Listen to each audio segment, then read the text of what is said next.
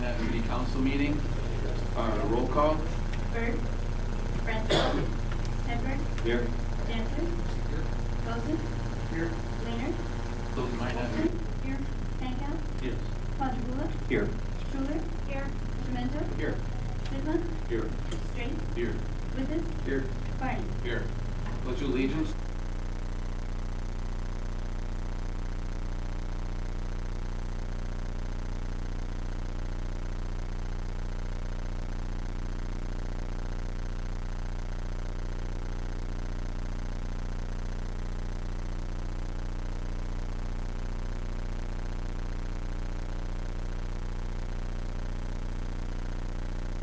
Discussion?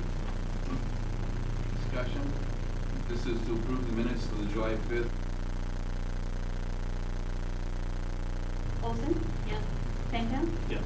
Quadrigula, Yes. Schuler, yes, Pimento, Yes. Sidman, Yes. Straight, Yes. Withers, Yes.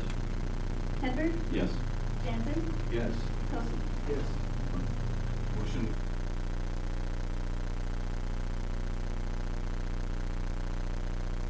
Seconded by Olson.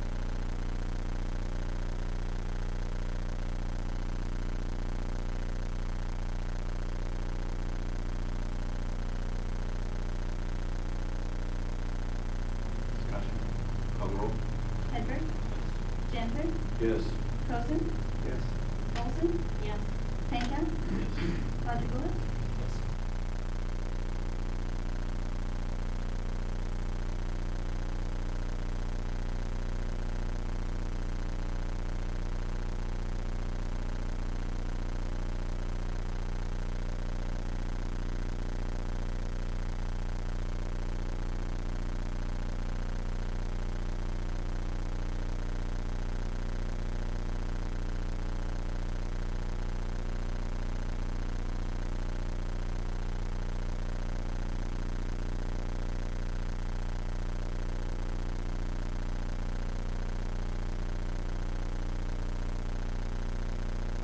This public hearing. Anybody in the audience care to comment? Anybody in the audience? Seeing no one, I need a motion, Mayor. Alderman.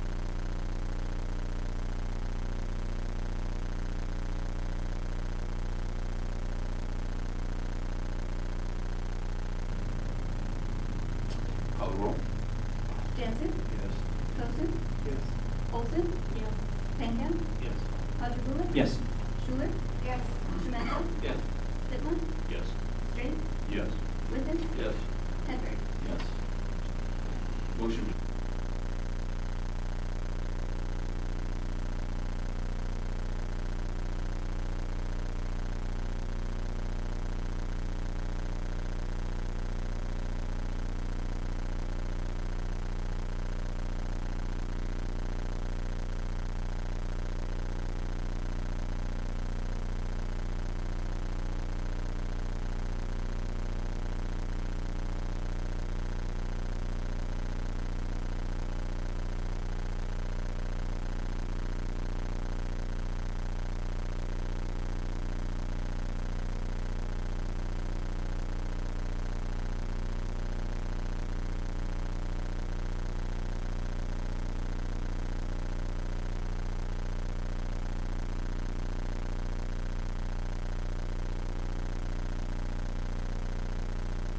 Seconded by Hedberg. Discussion amongst the council. Alderman Schuler. Thank you, Mr. Mayor. One simple question would be, is there bus service on the new route to this location? Do we need to ride back there? Is Brian here? Oh, hiding in the back. Didn't think we'd see you, did you?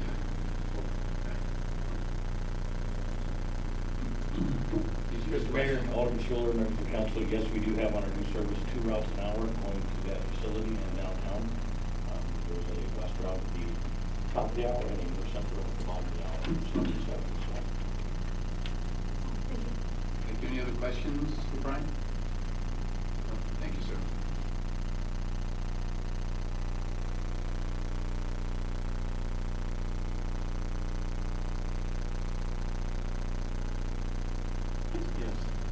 Yes. Schuler, Yes. Pimento, Yes. Sitma, Yes. Drake, Yes. Witten, Yes. Edward, Yes. Dancer, Yes. Coleman. Yes. Motion passes. Item number 7 is another public hearing. Public hearing to consider the application.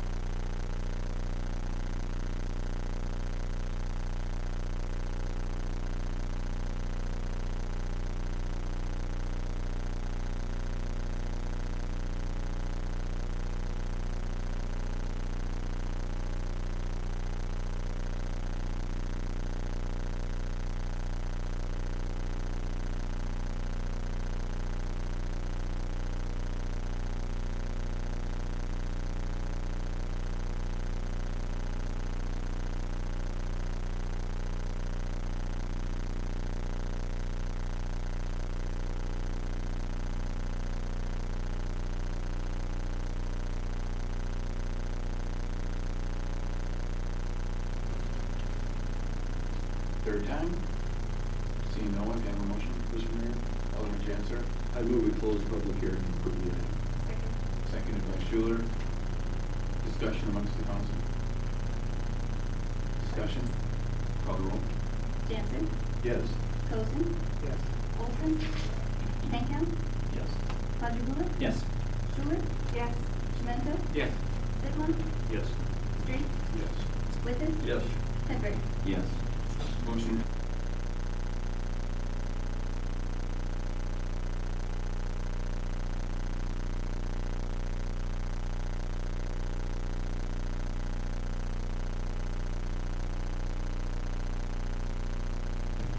So we'll let him up. Even brought media. Thank you, Mr. Mayor. My name is Josh Wolski. I live at 1340 South Main Street in Minot. I'm here tonight on behalf of Friends of the Souris River. If you aren't aware, Friends of the Souris organized earlier this year to advocate for the Souris as it passes through Minot as a recreational and cultural resource. For a long time, all we've really talked about with regards to the river is the flood, and hidden in some of those dead loops and some of those old areas that we've long forgotten about is a very valuable natural resource. And so Friends of the Souris came together to talk about the river as that resource. A couple of our earlier activities this spring were organizing some very successful river cleanups. I'm standing here tonight to talk about two specific issues. One of them being on August 20th, some kind of good news. We're organizing our third river cleanup. We're going to be focusing on the eastern side of town, and more details to come on that. But working in conjunction with the Pursuit Church with the hopes to bring out a lot of volunteers and drag a whole lot more garbage and muck and junk out of some of those old river channels. The second issue that brings me here tonight is the Burdick Expressway widening project. That is a item that has been on your agenda in past months. You guys have approved the project moving forward, the design project. Now, the project scope or the location starts right here. This is the entrance to Eastwood Park and extends back in front of Roosevelt Park and down to the bridge where it crosses the main channel of the river.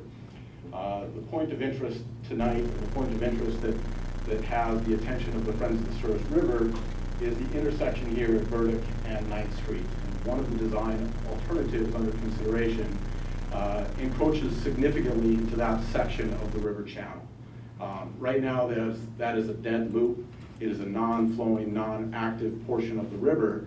But one of the big picture ideas that we have been talking about as Friends of the Souris is to actually open up these dead channels and turn them back into active flowing sections of river channel. So we're very concerned about any design alternatives that see encroachment into the river. And when I say encroachment, we are talking about, in some cases, in this area right here, the grading tieback line to widen that section of road extends more than probably 2/3 to 3/4 of the way across the existing river channel. So a very significant encroachment. And we're very concerned that that's just plain and simple kind of a backwards thinking mentality in terms of recognizing the resource that we have in front of us. These dead loops are the product of some failed thinking over the years, and we need to turn that thinking around and start to recognize the value that exists in some of these areas. So on about the 20th or 21st, I don't remember the exact date, but Alderman Straight and myself sat down with Lance and City Engineer Lance, representatives from Apex Engineering, representatives from the DOT, to get a bigger picture of this. And we as Friends of the Service have submitted our formal comments on this project to them.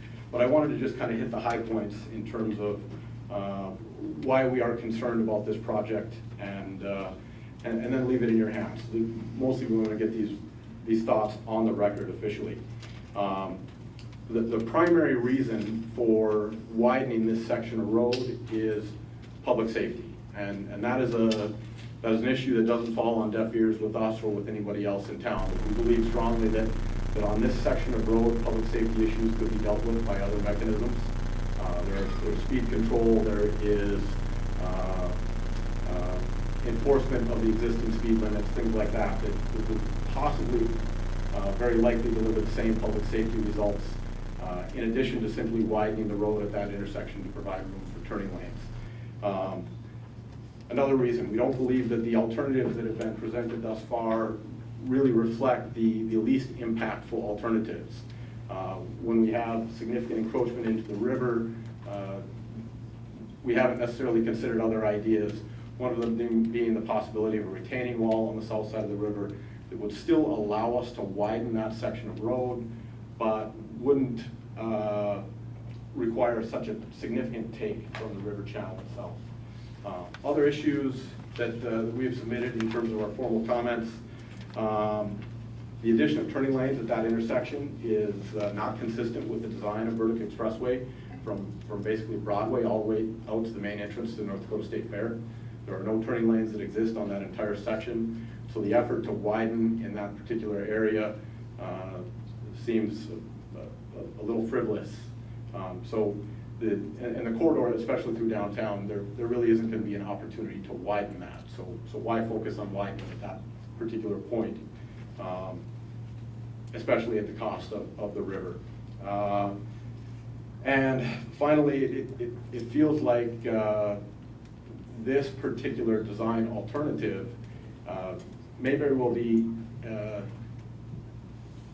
in contradiction or not as complementary as we would like it to be in terms of our interest for long-term flood protection. The Corps of Engineers on a national scale seems to be taking on river restoration projects.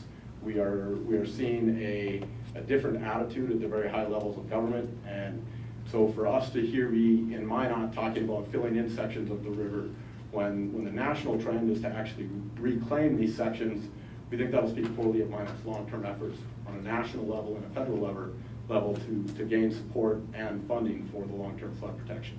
So we think a more enlightened attitude towards the river and for the effort to restore and reclaim some of these abandoned dead loops will be beneficial to the city's effort long-term. So that is the the Burdick widening project. The other issue, and this one is significantly more urgent because this next issue has really passed the public comment period, but I feel like there is still time for this council to address it and maybe make a course correction if you also wish. But the phase 1 of flood protection stretches from basically Broadway over to 3rd Street. And the only access point for the northeast residents of Minot inside to that wet side of the wall into the greenway, into the walking paths that provide access, and the bridges that provide access to downtown Minot is currently planned for the intersection of Broadway and 4th Avenue, basically across the street from Sammy's Pizza. In so doing, we are basically walling off an entire quadrant of town from access to the greenway and from pedestrian access, quick, easy pedestrian access to many sections of town. And so as this part of the flood protection project enters the final design process, we thought it very important to bring it to your attention because it's, again, we're balancing the interests of the citizens who have quality of life interests and access point interests against the public works interests and the maintenance interests, which are legitimate, and the vulnerability interest in terms of every time we create an opening in this flood wall, we have a vulnerable point. And those are all things that we have to be cognizant of and recognize. But but I think we need to ask at what cost. And when we're walling off an entire quadrant of town against, for basically forever, I think we can take another look at that. And with your direction, we'd love to see you all encourage the engineers to take a look at adding another pedestrian access very close to 3rd Street. So with that, if y'all have any questions, I'd be happy to answer them. Otherwise, I will. Thank you, Mr. Wolski. I want to commend you and Alderman Straight on your work with the Friends of the Souris. I worked with you guys one afternoon cleaning up one of the loops. I paid for about a week, and but it's a great effort and a great cause, and I hope that the media that's here will give you some publicity and you can get more volunteers than what you need. Any questions for Mr. Wolski? Any questions? Thank you, sir. I believe there's some other people here that want to make a personal appearance. Come forward, say your name and address for the record. Paul Strokeland, and I promise I won't pound on this time. One thing I want to say about the Friends of the Souris, I have no problem with them. The dead loop that he's talking about, most of the people on this council, or a lot of the people who were around here when those loops were created, dead. And they need to go away. We need to put as many of these away and put streets like Burdick. Burdick has a, actually where they're talking by the coke plant, we've had deaths on that corner.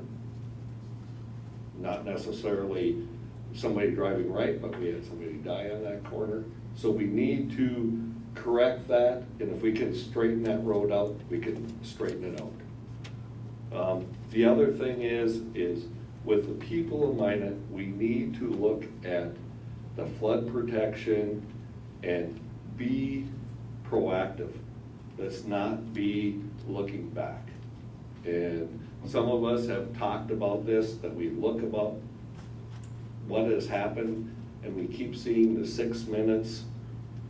Let's stop. Let's go ahead. And that's what I want to say is we need to move ahead in Minot. Any questions? We're not moving ahead. Sorry.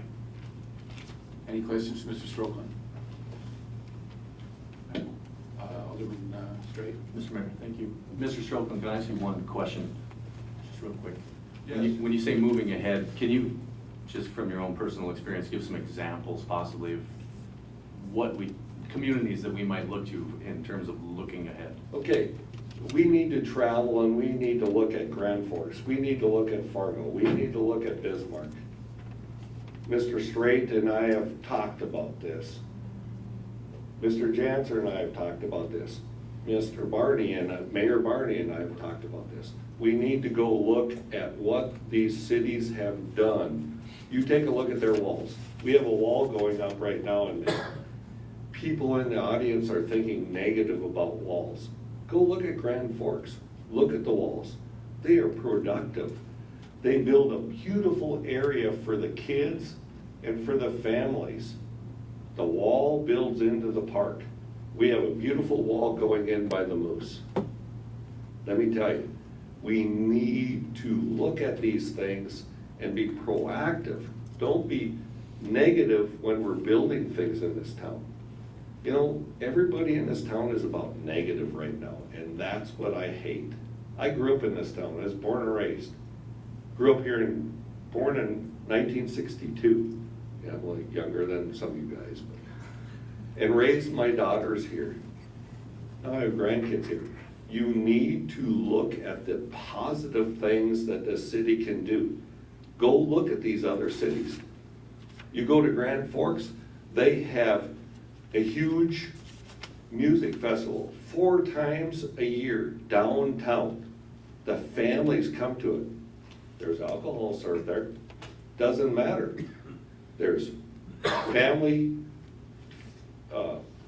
family okay areas, there's beverage okay areas. People serve foods there. Mr. Strickland, I'm gonna cut you off a little bit, if you don't mind. Yeah. Let's, perhaps Mr. Stray and Mr. Wolski and you and maybe a member from the police department could have a joint meeting to Not a resolve problem. the issue. Not a problem. I'm But- jesting. But I think we've moved off the topic of Friends of the River, and we have a number of other people that wish to speak tonight, so, Okay. Thank you. thank you. Mr. Mayor. All right, I'll hear about this later, trust me. Yes, sir, come forward. Your name and address to the record, please. My name is Kelly Burgart. I live at 313 9th Street Southeast. I just wanted to address you guys about these plans that are coming forward. We live at that corner of 9th and Burdick there where they're talking about these plans coming in. And we're gonna be encroached on severely with these plans and actually probably lose 3/4 of our river. And we're referring this to as a dead loop, and it's maybe not running water, but it's very much alive with animals and plants and fish, and we enjoy that part of the river. We had the river cleanup there and very much enjoyed it, and it brought our community, our area together as a whole, and we absolutely love it. And we just bought that home a little over a year ago, and we fell in love with the area, with the community, with everything that's gone on there, and we don't want it to change, is the main thing. If anything, we want it to improve, and we'd love for the overall aspect of it to be for flowing water in there again. Okay. I'm from Kansas originally, and we really embraced our river, and I feel like the river here is it's like the lifeblood of Minot. It's amazing to have a river that beautiful and close to your home, and I would just hate to lose that. And I would just implore you guys to rethink it and just let us keep our river. Okay, thank you, sir. Thank you. Lance, perhaps you can meet these folks and make sure that their input is considered in the planning. Mr. Mayor, members of the council, just for your benefit, at next month's committee meetings, we'll have what's called a decision document that's put in front of everybody that breaks down the different design decisions that the DOT has come up with.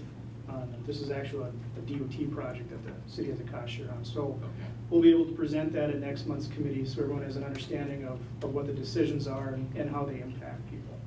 Thank you. Anybody else? Yeah, sir? Is this on the same subject? Are we off the river? No, I just have a suggestion Okay. about this. On the river? Yes, sir. Okay. Then I want to end the river discussion after this gentleman because, you know, if this is going to generate this much discussion, we'll put it in, it's going to be on the agendas next month. It'll get a proper vetting at that point. Sir, your name and address, the record? My name is William Egan. I live at. Oh, yes. You just wrote me a letter. Yes, sir. All right, thank you. I live at 806 38th Street Southeast, apartment 3. Just maybe if the mayor and city aldermen and women could make a public hearing discussion during this next month, and maybe discuss building a public pathway, like a asphalt road pathway with fishing spots and park benches going along these rivers, the river areas to enhance your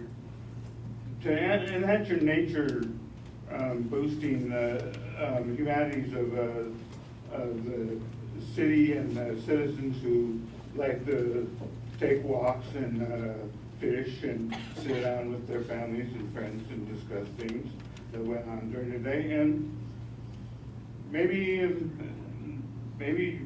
work on that. It's just a suggestion, sirs. Okay, thank you, Mr. Egan. All right. Sir, your name and address. Lake Snyder, I live at 701 9th Avenue Northeast. Just to piggyback on Josh a little bit with access, about 5 years ago, due to eye disease, I lost about 80% of my vision. I can no longer drive, therefore I'm safe to say that I'm more pedestrian than anyone in this room. I've also been hit by vehicles 3 different times in those 5 years. So I just want you to realize these greenways, the paths, I use them actually for transportation. Okay, I can avoid intersections.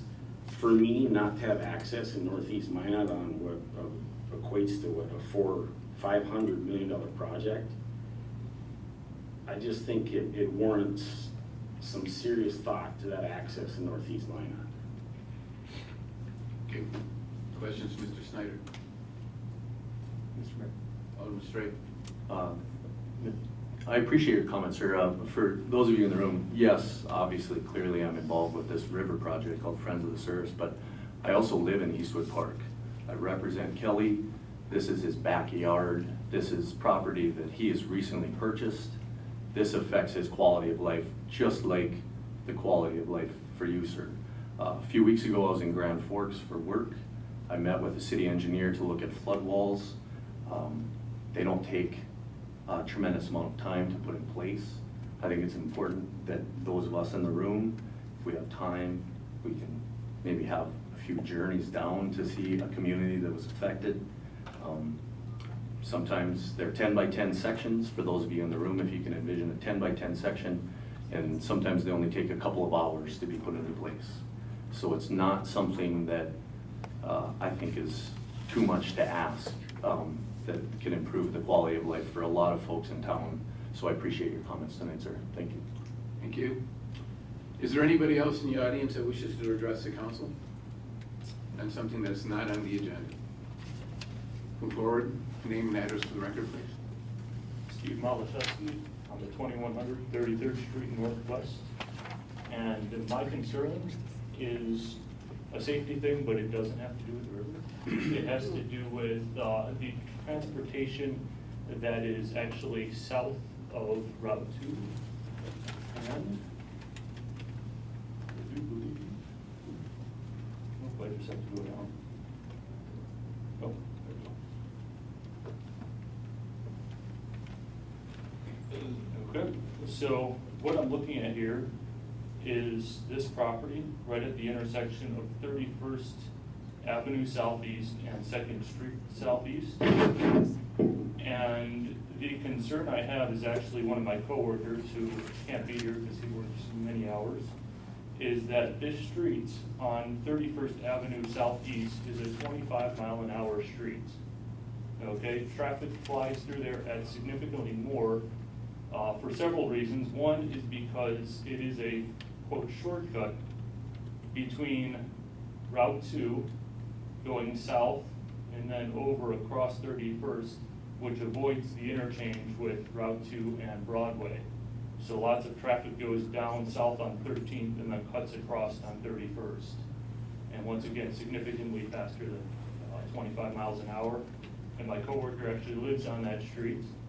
And you know, pulling out into traffic is rather difficult, having trees and other vegetation in his yard. In addition to that, obviously that is the road that has a traffic light nearest to Menards. So all of the Menards traffic goes right through that area as well. So multiple issues going on there. Obviously he purchased the property. There's a understanding that there's a lot of traffic. But if there is a way, and I hope to work with the city street department or the city engineer or something to get one of those electronic signs that says your speed limit.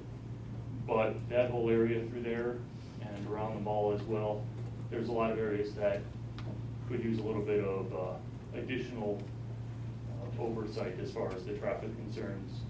And we had a lot of people discuss pedestrian traffic as well. There is a sidewalk on the south side of 31st, but it then crosses over 31st to go onto the north side of the road. And there's, once again, a lot of traffic through that area. So, Mr. Mushachevsky, I'm going to refer you to Chief Olson for the speed sign. okay. So perhaps after the meeting, you and he could get together and coordinate that. Okay. And then also Mr. Meyer, the city engineer, who wished to, after the meeting, meet with him, and you two can get together. And then if that doesn't work out, then we'll get together again, you and I. Sounds great. Thank you very much. Thank you. Anybody else in the audience want to make an appearance during personal appearances? Anybody else? All right, that concludes personal appearances. Mayor's report. I do have a fairly lengthy report. I want to give you a brief update on the city manager search. The job description has been posted. Job description and profile was posted on July 18th. Phone conference on July 27th describing the position and the community, and the position will close on August 21st. At that time, we'll review the applications that we have in place. We will pick out the ones that are viable, and the committee will get together and we will review those and probably do Skype interviews, and then bringing the final candidates to the city council, or to the committee, bringing them to Minot. On August 19th, there will be a farewell gathering for Lee Staub in this room at 3 o'clock. We scheduled it because that's his last day, and we wanted to make him work as long as possible, so that's why it's late in the afternoon. And this is also Lee's last regular council meeting. He'll be at the other meetings, but I wanted to thank him for everything he's done for the community in the 2 years that he's been here. He's been a great leader, a visionary. He's been a friend to me, and I think he's been a great leader for the staff of the city, and I want to thank him publicly for all he's done for our community. So it's his last year.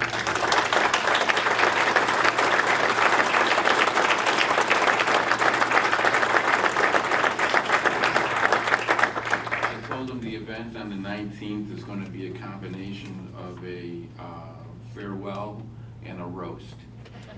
So I got a couple of other things here. The next one on my list is Officer Foley. I asked him to be here today. I don't know if he's on the clock or not, but no, he's not. Okay, even better. I can talk longer.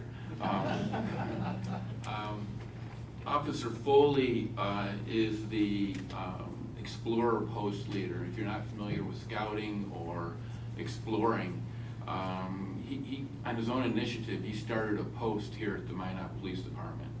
And it's been going on for how many years now, Jared? It's 4 this summer. 4 years this summer. And he gets young people involved in law enforcement and gives a friendly face to the community, and usually a friendly face. I know some people that disagree with that at times, but that's, and I've known Jared for a long time. I knew Jared when he was in Boy Scouts years back, but he's impacting young lives positively. And he's also taken on a leadership position statewide with helping other businesses and industries set up exploring posts. So I want to give him one of my coins and thank him for representing the city in such a, wait for me there, in such a positive manner. See, when I can tell him what to do, and that's just great. You never listened to me as a kid. Thank you, sir. Thank you.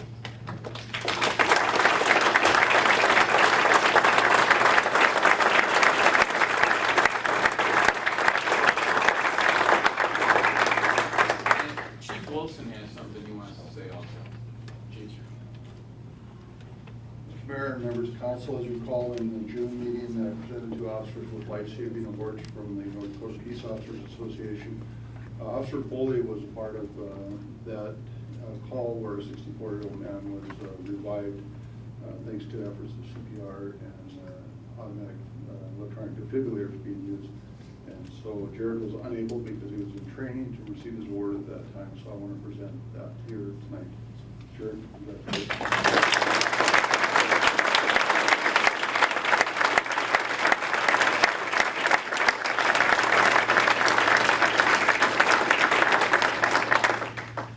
There's been a lot of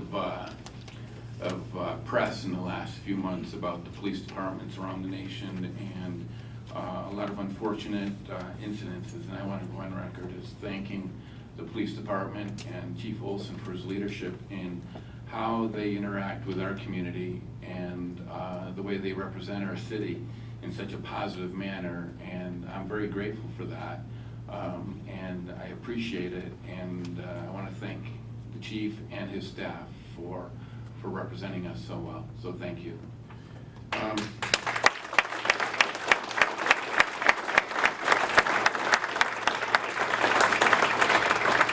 We have a new employee amongst us. He had a press conference a few weeks ago. I want to also publicly welcome Robert Davis to the community and to the city. Please stand. He's the new planning director.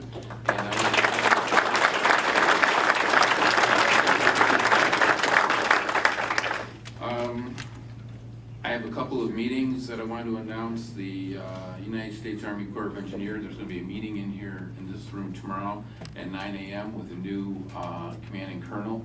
I would hope that many of the city aldermen, if you're able to attend, will be there. It's an opportunity to educate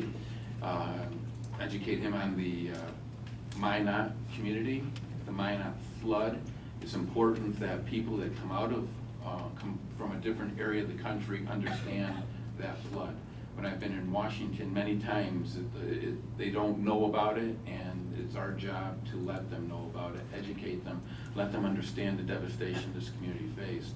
So if you could, as many of you as possible could be here for that, I would be grateful for it. Friday at 11:30, Alliance Grain Traders are going to be hosting their grand opening. And then also on Friday, I will be at the commencement for the Burdick Job Corps graduation. I do have some appointments. Alderman Hedberg. Seconded by Olson. Any discussion on my appointments? Any discussion? Call the roll. Hedberg? Yes. Janser? Yes. Coulson? Yes. Olson? Yes. Pankow? Yes. Quadrigula? Yes. Schuler? Yes. Pimento? Yes. Sitman? Yes. Straight? Yes. Withers? Yes. Motion passes. And my last item is the, just a brief update on the council changes. The legal staff has been working on those. It's a big job. And most of it is going to be fairly, what was the word that you would use? Simple and straightforward, but there are going to be some issues that come up that are going to need some interpretation, some discussion.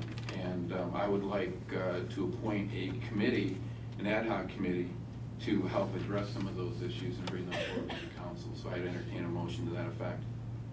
So moved. Second. Moved by Janser, seconded by who? Straight. Call the roll. Janser? Yes. Coulson? Yes. Olson? Yes. Pankow? Yes. Quadrigula? Yes. Schuler? Yes. Pimento? Yes. Sitman? Yes. Straight? Yes. Withers? Yes. Hedberg? Yes. That concludes my report. City Manager Lee Staub, your report. Mr. Mayor, members of the tonight, there's several items that I wanted to make sure that everyone's aware of. This is a depiction of the 2017 budget, which you have in a copy of that in front of you.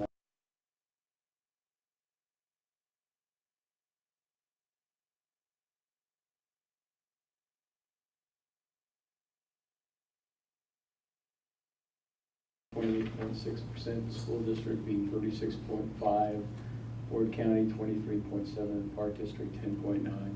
I don't know how those numbers are going to fall out, but what I want to do is I just want to highlight a couple of items on the budget tonight so that the public is aware prior to the committee of the whole meeting that we have on the 18th. So the 2017 budget.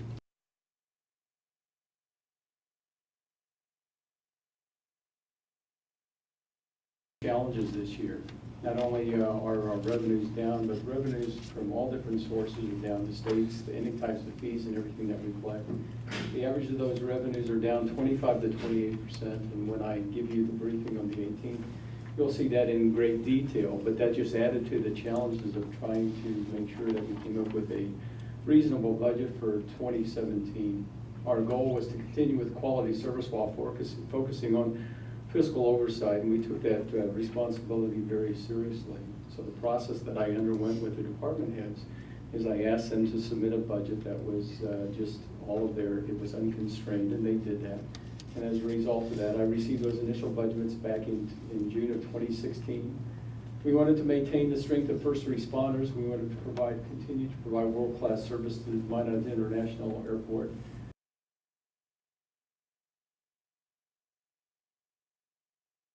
The city of Minot. After about 6 weeks of very hard work with all the department heads, what we came out was no mill increase in the proposed budget for 2017.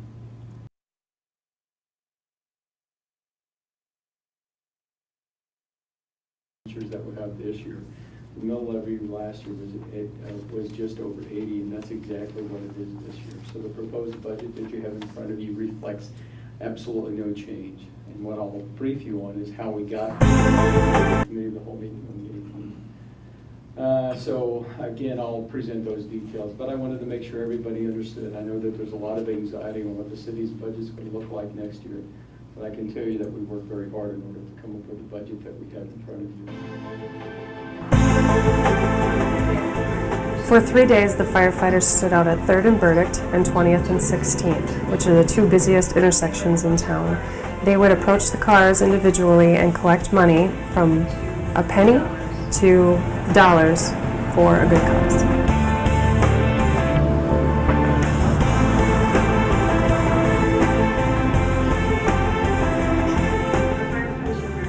Our firefighters were very touched with the generosity of the citizens of Minot. We even received some children that dropped off their little bags of money, which shows the generosity in this community.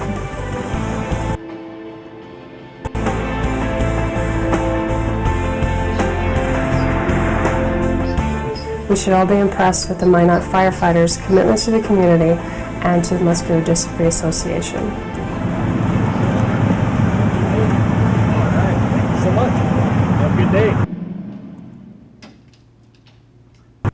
I want to thank Chief Kelly for volunteering to do the video. So she was very gracious when I asked her to do it 3 times. But I want to thank Chief Kelly. I also want to thank the fire department. We've talked about our police department, but I want to talk about the fire department and the citizens of Minot for being very generous. So, Mr. Mayor, if you would lead us in a round of applause for not only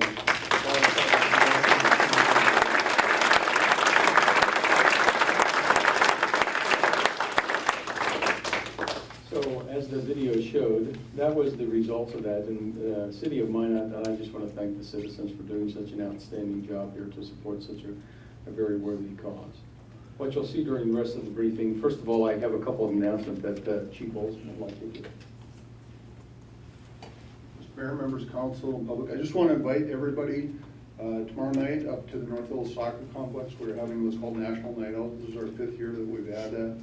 There is free food, games, face painting, all kinds of things to do, static displays. The SWAT team, bomb team, other emergency responders will be there. It's just a great chance for the community to see us in a great environment like that. So, and we have a lot of community partners, including Trinity Health, that is helping us with that. I also want to call forward Lieutenant Jason Sunbach and just recognize you very quickly. Jason, I had the privilege of attending his graduation last Friday, excuse me, at the Northwestern University School of Police Staff and Command that was held in Dickinson. This is a 10-week course for upper level management in police, and he graduated with a 98% grade point of the points available. So congratulations to him.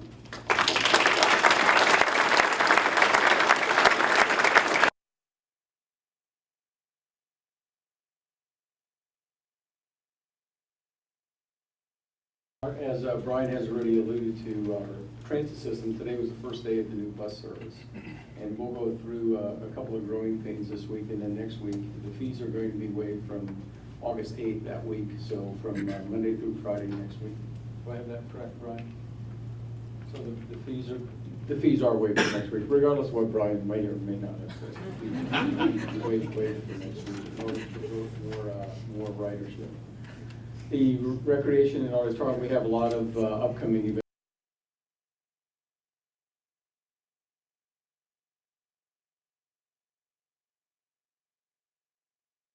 Collins and all of his staff that continue to provide outstanding activities for the folks here within Minot.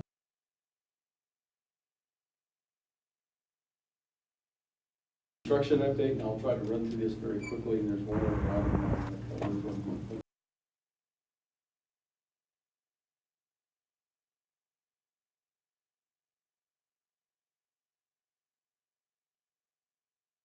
Drove through the intersection. She actually adhered to the legal requirement to stop at the stop sign. So as she crosses the Oak Park Bridge, I didn't put a speedometer on her car to see how fast she was driving, but she was going home to take care of those 2 little kids that she has now. So yes, she did stop at the stop sign. I know Mary, you were wondering that other day. She actually did. So we're glad to have that open. There's some pedestrian traffic that we need to make sure has access to that. So that will slow down a little bit. We'll have to close some lanes when we do that in the next coming weeks, but it's now open through the public, and I'm sure that everybody's glad of that. The hazardous mitigation grant project, the first flood walls are being replaced.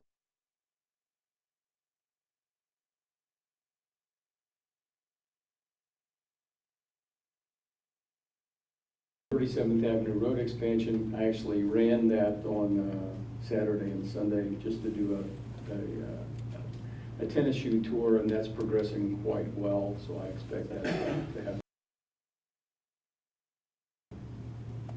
The downtown infrastructure project, phase 2 is underway, and I don't know whether we have a report. Yes, we have a report that Mark Lyman is giving out. Mark can provide all of the details associated with that. You can see that we're a few weeks behind schedule here, and that's for a number of different reasons. Some of the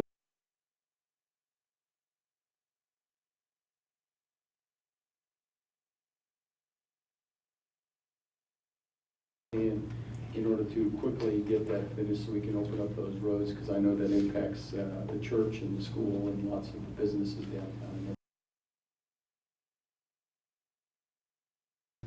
We're about a month behind schedule on that, and we ran into a few issues associated with the property at the airport. We briefed the airport committee on that. It has to do with a retention pond issue, but we're working through the issues associated with the FAA. And we're confident the fact that we're going to be able to resolve those, and you can see work is progressing there as well. District project, what happens, what citizens sometimes see during the year is they see a bunch of little flags that go around the community saying we're going to be sealing your road.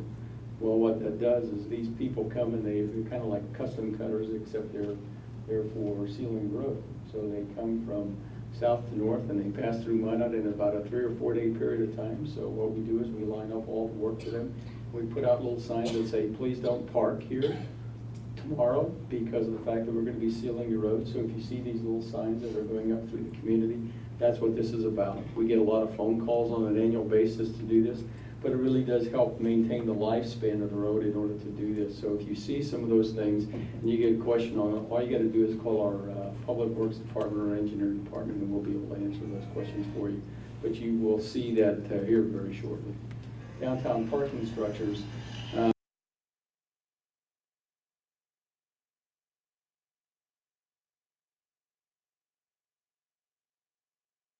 Under other business, I wanted to make sure that you understand it from my point of view. The city of Minot actually owns the parking structures, but the city is responsible to protect the public investment that's being put in place at the parking structures already. So what you see is a parking structure that doesn't have an exterior finish on it. So my responsibility, the city's responsibility, city staff's responsibility is to make sure that we're able to seal the sides and to make sure that we have a strategy to seal the sides and also to get the podium sealed before winter. The podium is basically the roof of the building. That's where the development will continue upon.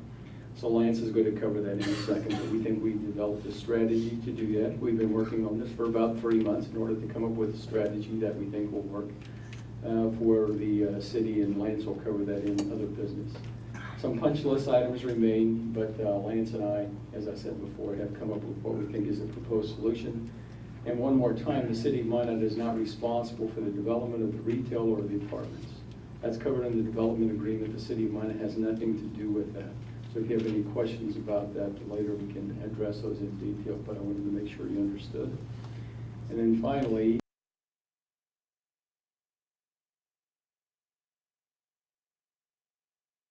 three of your aldermen there that were sign holders, so they were put to good use that day. In order to assist in that, we had a lot of people that came out and looked at the area. I think it was very well received. I want to thank the school district, the park district, Minot State University, ever folks who were represented there last night, because what we're going to do is we want to figure out how this can best benefit the people in the area. So to get that public input was very important. We're going to do the same thing for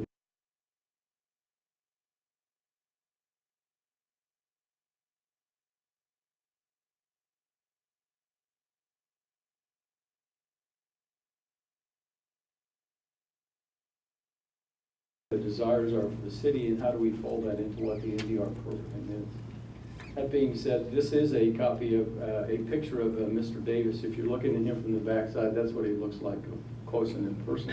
Mr. Davis has a lot of experience working programs such as this, and Rob's main focus will be to carry out the NDR program for the city of Minot, and he's up to that challenge, and we're just very fortunate.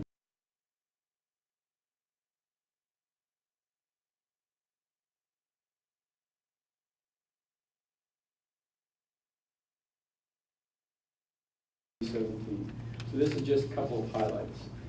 These are the types of issues that the council has to address prior to June of 2017 in order to put this in place. You need to redefine a quorum, a majority, and supermajority. You need to talk about the terms of council members, initial terms, the election schedule, term limits, things such as that. The election issues, when is the election going to be scheduled? What are the signature requirements? What are the due dates in order to have those signatures by? Because this is all going to be different from what we had before. Council committees continue, and in other words, avoid any type of quorum. How do you avoid any type of quorum when you have a reduced council size? Discontinue that which would require several ordinances, needs to be revised if we do that. And finally, what's going to be the committee authority, such as we have right now? The alcohol licenses can be suspended or revoked by the Liquor and Gambling Committee.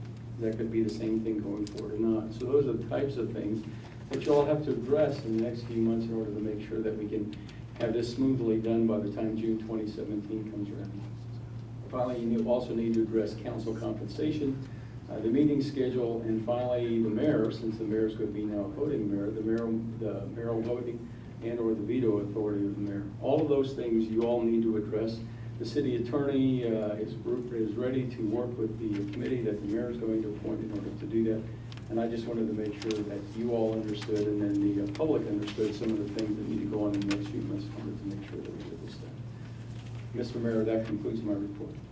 Any questions, Mr. Stout? Alderman Padula. Yes, Mr. Stout, thank you for the last time for a very detailed report and your leadership.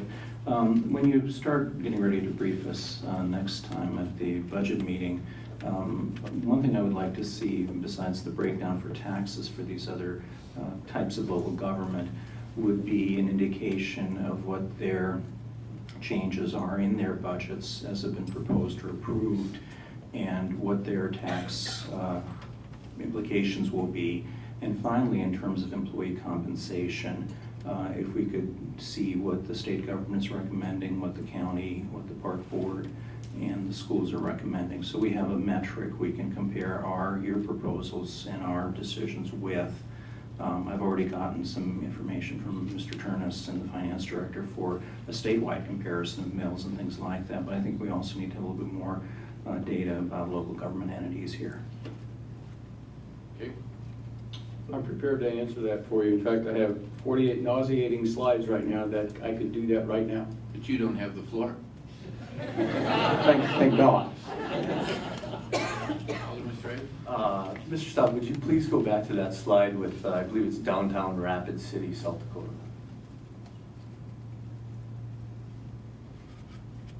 Thanks. I just wanted, correct me, that is downtown Rapid City, correct? Yes, it is. I just wanted to make a comment to the public. As we start to entertain these meetings for these public spaces, have some fun. Check out some Google searches. This is downtown Rapid City. This is a multi-use facility. That grass comes out, it's sod. I believe it's turned into ice in the winter months.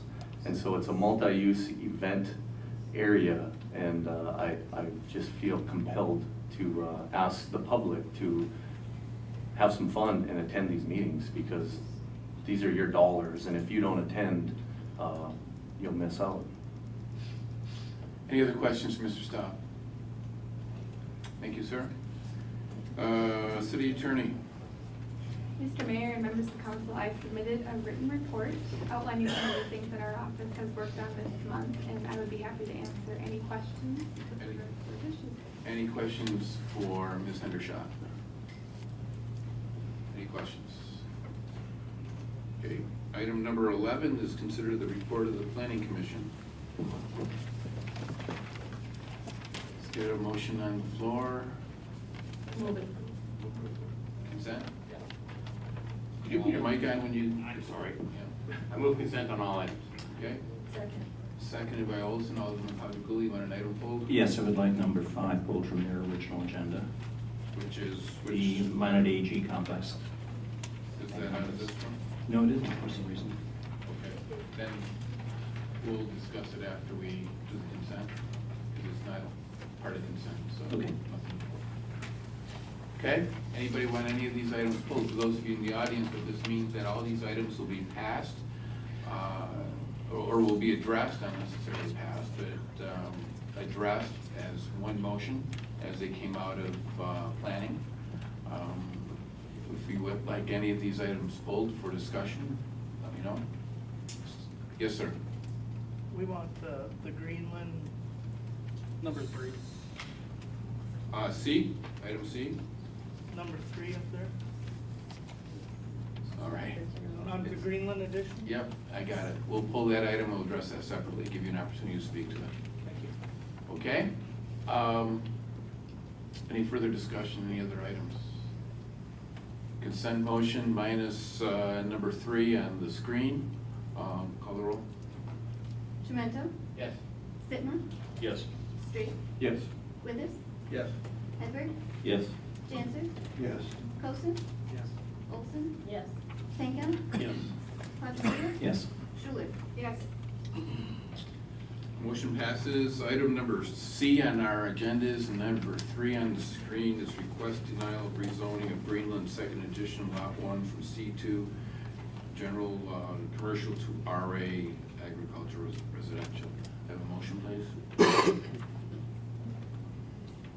I need a motion. Move it. Moved by Olson, seconded by Sitma. Gentlemen, come forward, please. Your name and addresses for the record, please. Rick Hupty, 1201 46th Avenue Northeast, Minot. James Olson, same address. Okay, gentlemen, you have the floor. Well, it was denied, and can we pull up I guess we just want to have a little discussion on it on our part of, he wants to build a house on this 2-acre lot, Okay. and it's right next door to my house, so we just wanted to change it from C1 to residential. Are you prepared to address this? No. Okay, could you come forward and give us a background on it, please? Mr. Davis? Hi, through the mayor and your honorable city council.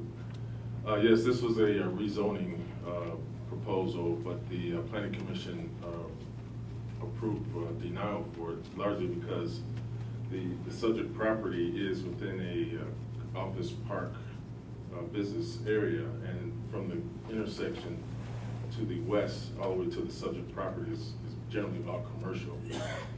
There is a good case, and we did consider the fact that the property is bounded to the north, to the south, as well as the east with residential property. And we even considered, after the no vote, to think about perhaps splitting the property and using the eastern half as, retaining that as commercial, and using the western half of the lot as residential. However, the site isn't big enough to adequately do that and still have the side yard setbacks, needed setbacks. One of the things that really and pressed staff to recommend denial was the fact that there's the first energy use that is immediately to the west of the property. And we even talked with the fire marshal about what is going on there, because it looked like there were tanks that had explosive material in there. We couldn't in our right conscience approve a rezoning with that going on, because the property actually looks like an industrial use. However, the fire marshal did tell us that he checked it out with First Energy and that those tanks are empty. But on further investigation, we realized that the property further to the east has been said to operate as a commercial use. So, given that there perhaps are commercial uses on both sides of the property, that kind of makes a stronger case for denying the zone change. Okay. Any questions, Mr. Davis? Any questions? Alderman Hodgman? Yes, Mr. Mayor, could we see an aerial view of this on our fancy computer system, by any chance?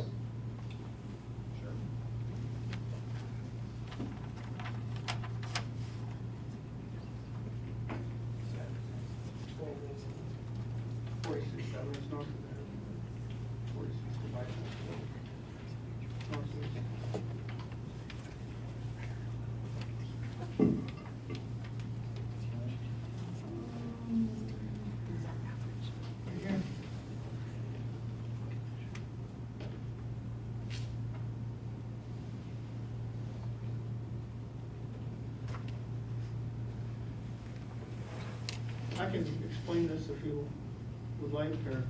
Yeah, go ahead. Please. Well, you see the tree rows and the green roof building.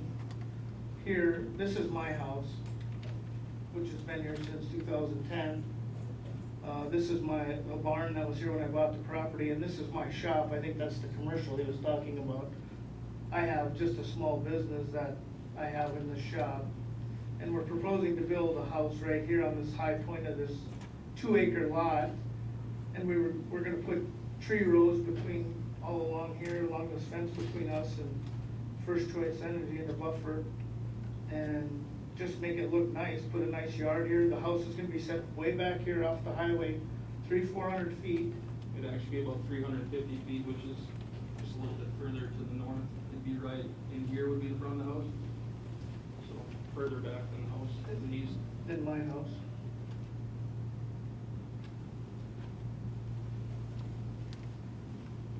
Yeah, right there. Right in there. Is where the house we're proposing to build. This would be my house here.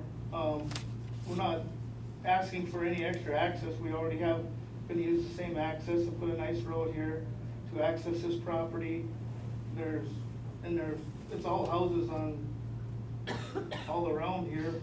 All the neighbors here it's all residential area. I own all the rest of this land clear over to 13th, and all the land behind First Choice. I own all this 35 acres here, around here. So that's why I guess we're proposing to turn that to residential and put a home in there. And Sybil had said that an issue was the access. If we need to do an easement on that road going in. Yeah, which that's easy to do through Ackerman, and we're gonna be set, like I said, 350 feet off the road, off the highway, further back than actually what my house is.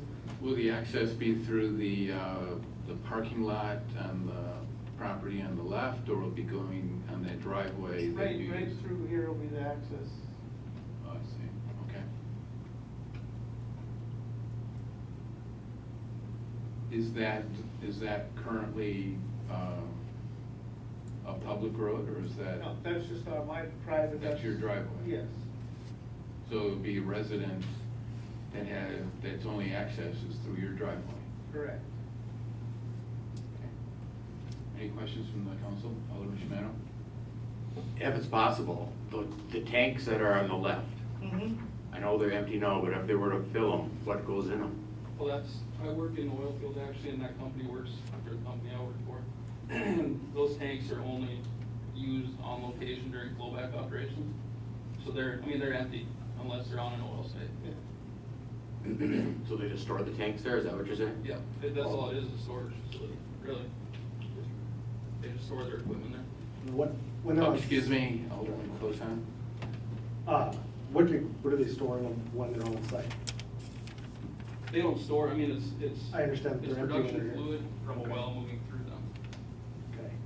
oil, water. Is it oil flammable? Oil is, but they're purged and emptied Okay. before they can't travel down the highway with them. Any other questions from the council? Alderman Schuler? Thank you. I have one question. The zoning around this, and I'm sure the planning director can answer this, are we looking at spot zoning then, changing this to residential ag? Is it C1 all around it? No, just that 2 acre lot. I had it changed from ag to C1 a few years back when I did this, the other, which is first choice zones now. And now my stepson wants to build a house there, so I thought that would be a good spot. And so it was ag, I had it changed to C1, now I just want to change it back to residential. But is your property C1 as well, because you operate the insulation business out of it? This is all ag over here where my house is residential. This, the surrounding zoning to the north, to the south, and to the east is RA, residential agriculture. Any other questions? Alderman Pagula? Yes, Mr. Planning Director, would it be more correct to say that parking lot to the left there, that's more like spot zoning? I mean, it was gone through the proper process, but that's an anomalous use. The First Energy use? Yes. No, actually, that's part of the zoning district, it's C2. There's C2 going further west of the. Could you pull back the picture a little bit so I could see what's around there, and you could describe what?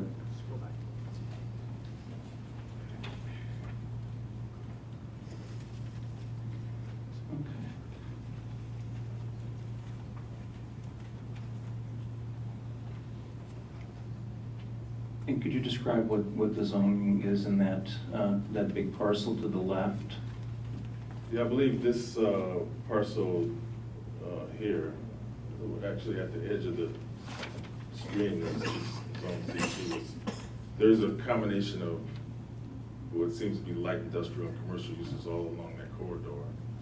There's I believe a church institutional use, but most of the uses are light commercial, light industrial, and commercial uses. So how did he get his house in there then?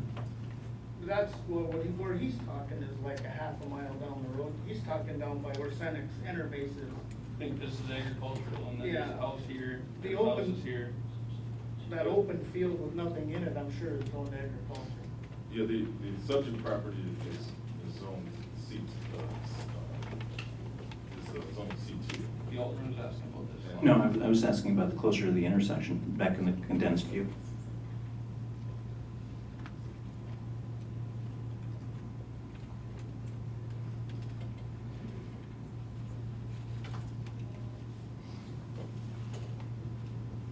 Here, we're pulling up a map.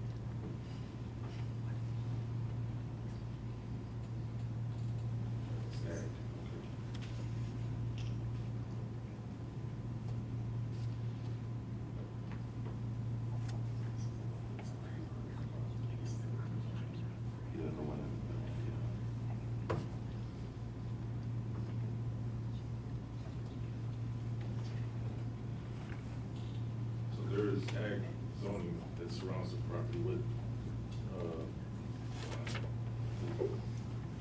the yellow lot, which is just north of, 46th Street, is, That's my father's house. property, which is, zoned RA, I believe.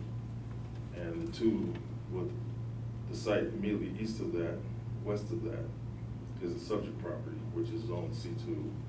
And the first energy property in the red is zone C2. But it looks like, the light blue represents ag. So it sounds like it could go either way from the RA, it could have gone either way. Yeah, it could have gone either way. With the ag. At staff, we talked about it, but I think the deciding factor was both the commercial use that exists to the east and directly to the west.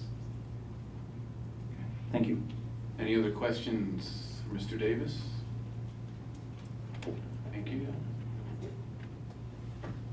Mayor. Mr. Stroglin? Yeah. I'm asking, the question is, the property, what is it, 1101, is that rated agricultural or commercial? Well, right now it's commercial. Oh. The 1101 is RA, which is RA. Okay, and he's got a commercial business running on there, that's just the question I'm asking. Okay. I store trucks there, I guess that's it. Gentlemen, anything else to add? Yeah, I wouldn't say there's really a business run out of there. That makes it sound like there's traffic going in and out of there. I mean, he has, what, one truck? There's no, it's just a storage for trucks, there's no employees there, there's no nothing. Not a ton of equipment. Thank you. Any questions for these gentlemen? Okay, thank you. Discussion on the motion. The motion is to deny. Discussion? Alderman Sitma? Is there an issue with access going through another residential lot? I would think so, but,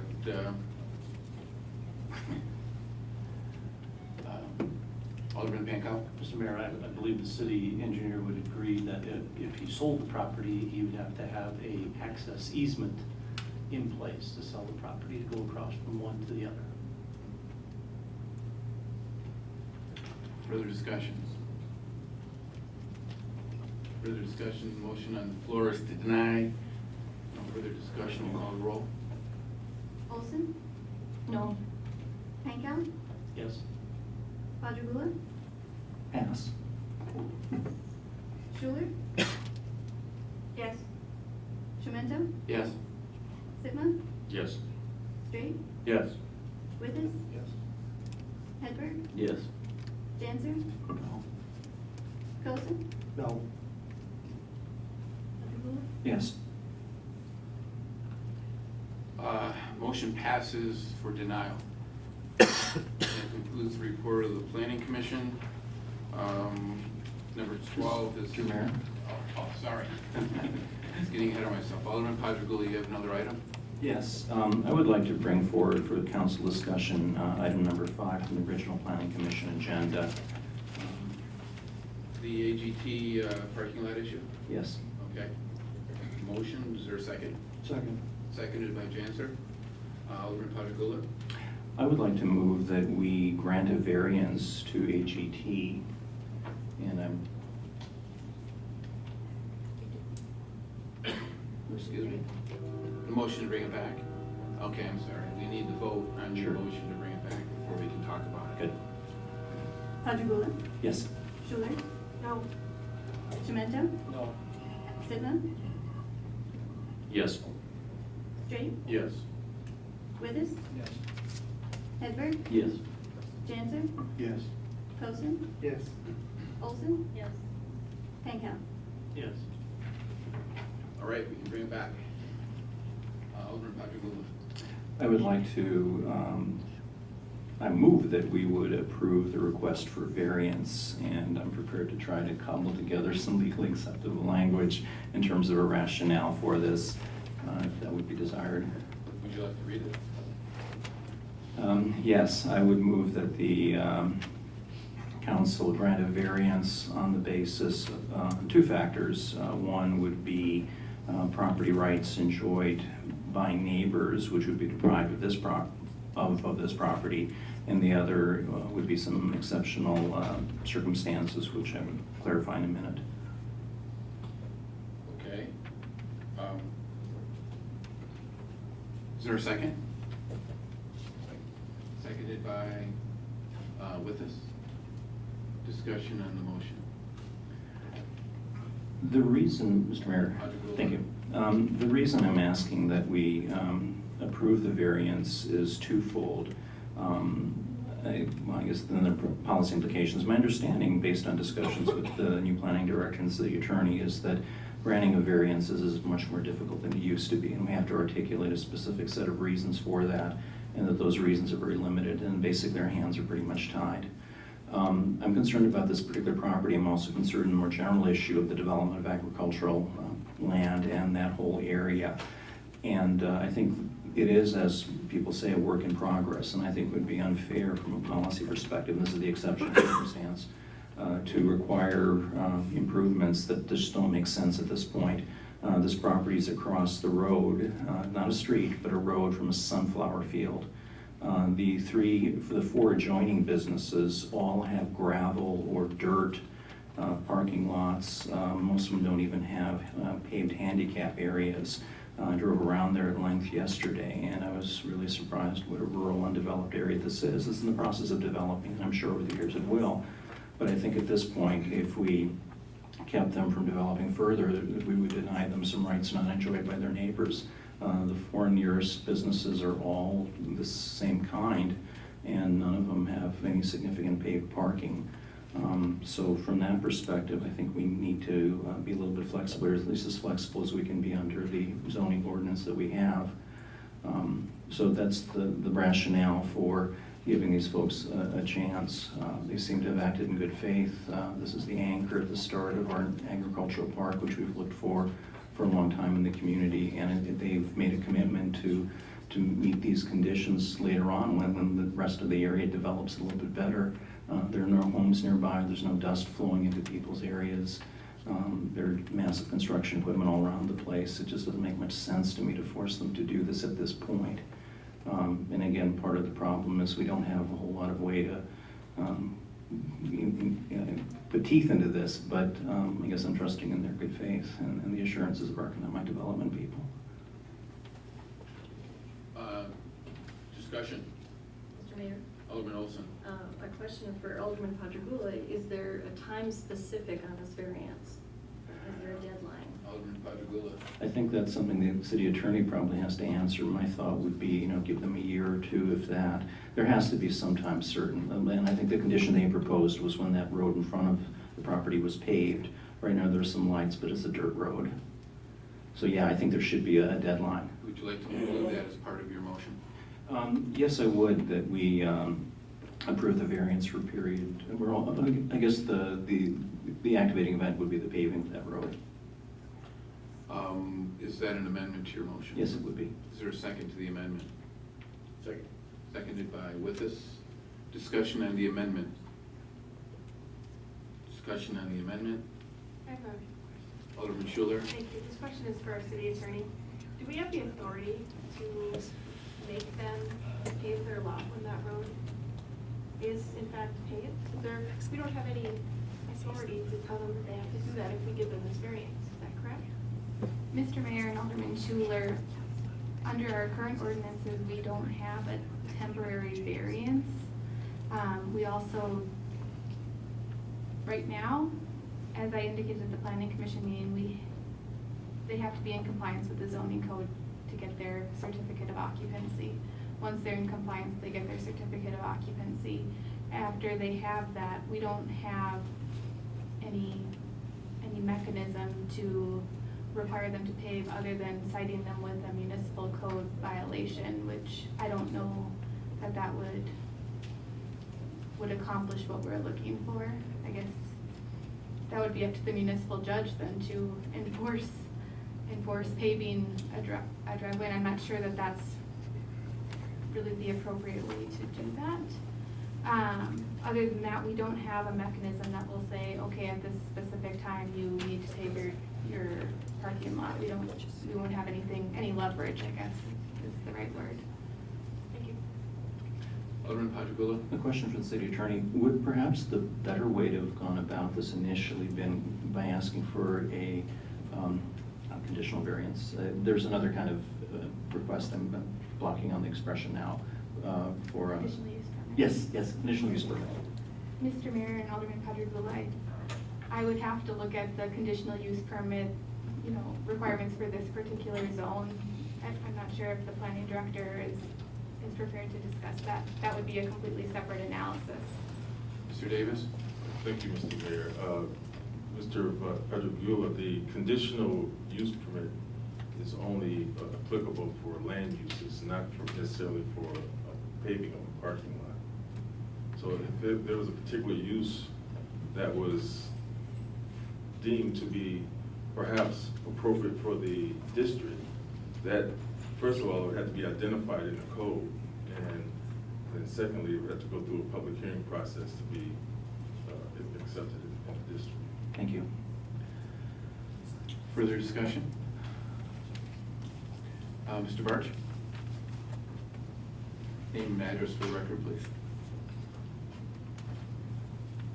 Eric Barch with AGT Foods. Address is 625 42nd Avenue Northeast is the location of our business. I just want to make a few comments regarding what our concerns are. To this point at that park, we've invested over $70 million in our facility. We're going to be employing close to 100 employees at that location. And really, it's not about the parking lot or that we have to pave the parking lot or the rules around it. It's just the issue that we have is the fact that we probably have anywhere from 40 to 60 trucks coming in out of our property every day. So they have to drive gravel road to get to our location.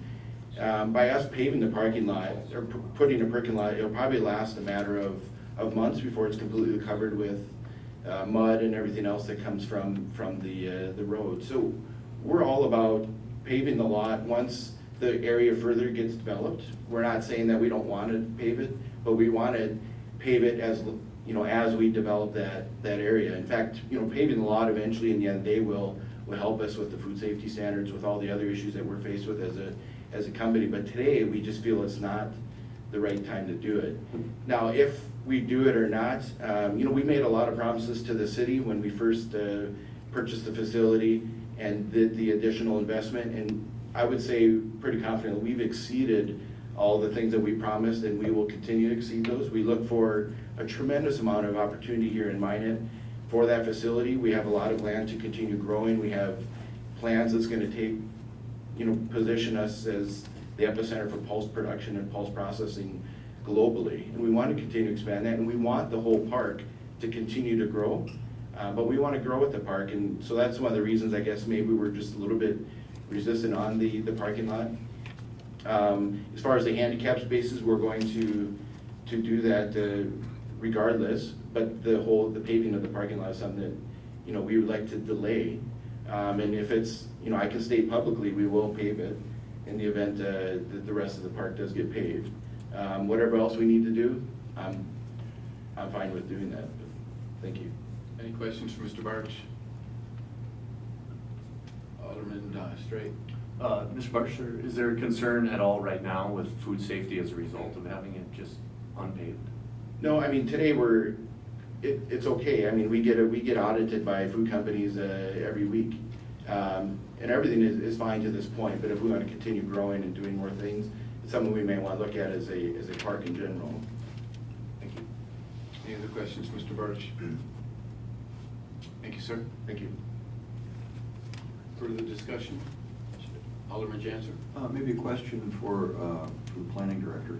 Mr. Davis. Remembering from the discussion at Planning Commission, there was some discussion about the number of parking spaces that needed to be paved. Has that determination been made, or is there a final number on that? Because I think there was a discussion of 100 and some, and then there was a discussion of maybe it's 64 or I mean, do we have an answer to that at this point? If we go one way or the other on this, the AGT obviously has to know how many they have to pave. Yes, through the mayor, Mr. Janser, yes, we did determine that 64 parking spaces would be consistent with the conduct of the building department in identifying the number of spaces per employee. The methodology that they use to identify the number of employees in delicatessens and restaurants, which is taken from the building code. And essentially it's a load factor. And for warehousing uses, the number is 500 square feet per person.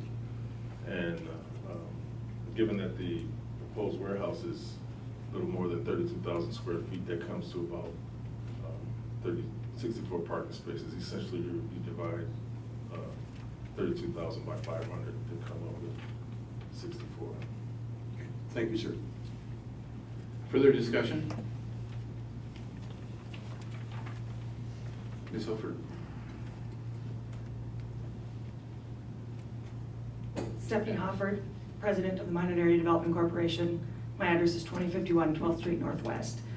I just want to let you know that AGT has been an important client for MEDC. They are our anchor tenant at the Egg Park, and we hope they continue to grow. We're very excited about having their open house on Friday, but as well, they're an anchor tenant, and we as well want to see them develop and look nice for the park. That is our anchor tenant that we want other people to see as well. And so I would just like you to consider the delay on this. We don't want it to not be paved either. And as Eric Barch told you earlier, that the things they have committed to us, they have succeeded beyond that with the build-up that they've done. Alderman Patrick. I guess a response, thank you for your development perspective.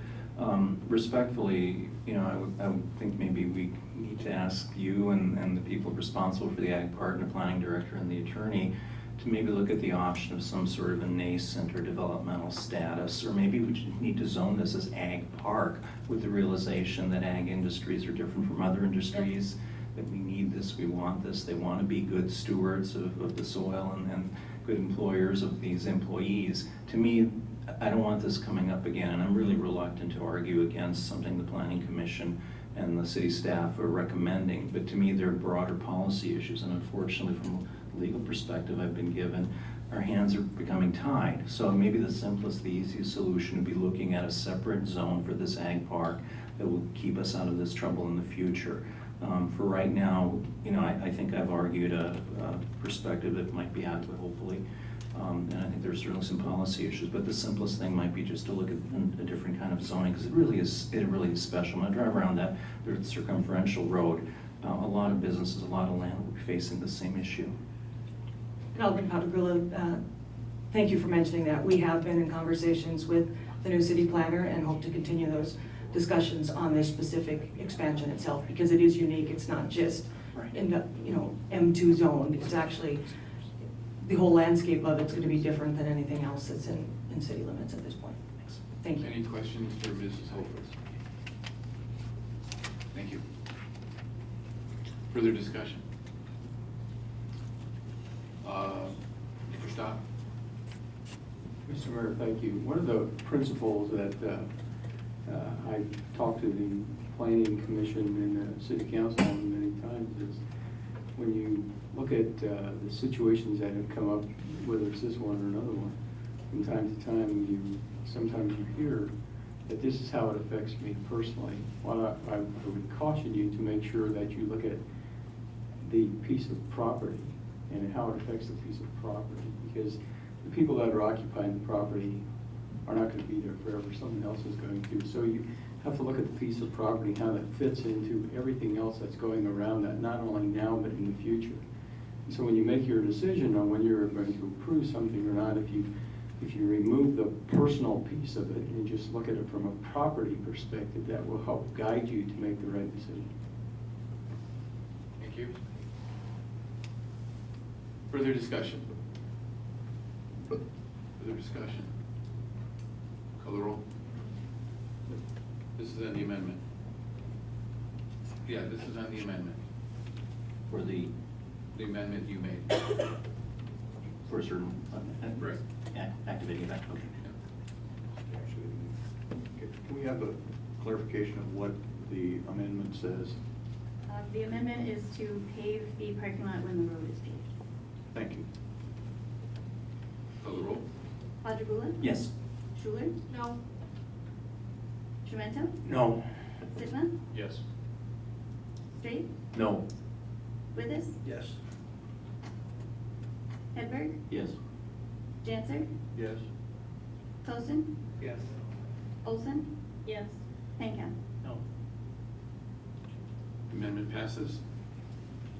Now we have the amended motion on the floor. Just for the council's information, this needs 8 votes to pass. Okay. Alderman Padragula. Yes, I attended the planning commission meeting, and the vote there was 5-3. As Alderman Schuler points out, they needed 8 votes also, and there was an absence of the people, the other people there, Eppertsworth. I'm going to address that after we're done. Thank you. Alderman Schmidt, you got a comment? No? Alderman Pankow? Just clarification on this now, this motion in front of us. Do you want to read the motion as amended? So the motion is to approve a request for the variance for AGT under the circumstances of property rights enjoyed by neighbors and hardships, with the amendment that the road is paved, or the parking lot is paved when the road is paved. Okay. Everybody understand? Any further discussion? Call the roll. Padragula? Yes. Schuler? No. Tremento? No. Sitma? Yes. Straight? No. Withus? Yes. Hedberg? Yes. Janser? Yes. Cosin? Yes. Olson? Yes. Pankham? No. All right. We don't have the supermajority we need. Okay, and Alderman Padragula brought up a very good point. And when I heard that we didn't have really enough people to be functioning at a good level at the Planning Commission, I asked for the attendance records on the Planning Commission. And I'm going to be looking at those and contacting some people that have less than stellar attendance records and ask them to either recommit to the committee or perhaps it's time to make a change. So I will be doing that in the next couple of weeks. All right, that concludes the Planning Commission report. Item number 12 is consider the report of the Finance and Improvements Committee. This is Vice Chair of Finance, Alderman Pankow. Mr. Mayor, there were 10 items on the Finance and Improvement Committee. I would move all 10 items. Second. Seconded by Janser. Discussion on those items? Discussion on those items. Call the roll. Pankham? Yes. Padragula? Yes. Schuler? Yes. Tremento? Yes. Sitma? Yes. Straight? Yes. Withus? Yes. Hedberg? Yes. Janser? Yes. Cosin? Yes. Olson? Yes. Motion passes. Item number 13 is to consider the report of the Public Works and Safety Committee. Alderman Schuler. Thank you, Mr. Mayor. We had 11 items on our agenda, and I would move consent on all 11. Second. Seconded by Olson. Alderman Schmidt. Please pull 9, 10, and 11. 9, 10, and 11.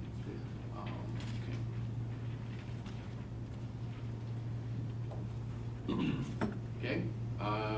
For those of you in the audience, the remaining items will be passed as they came out of committee.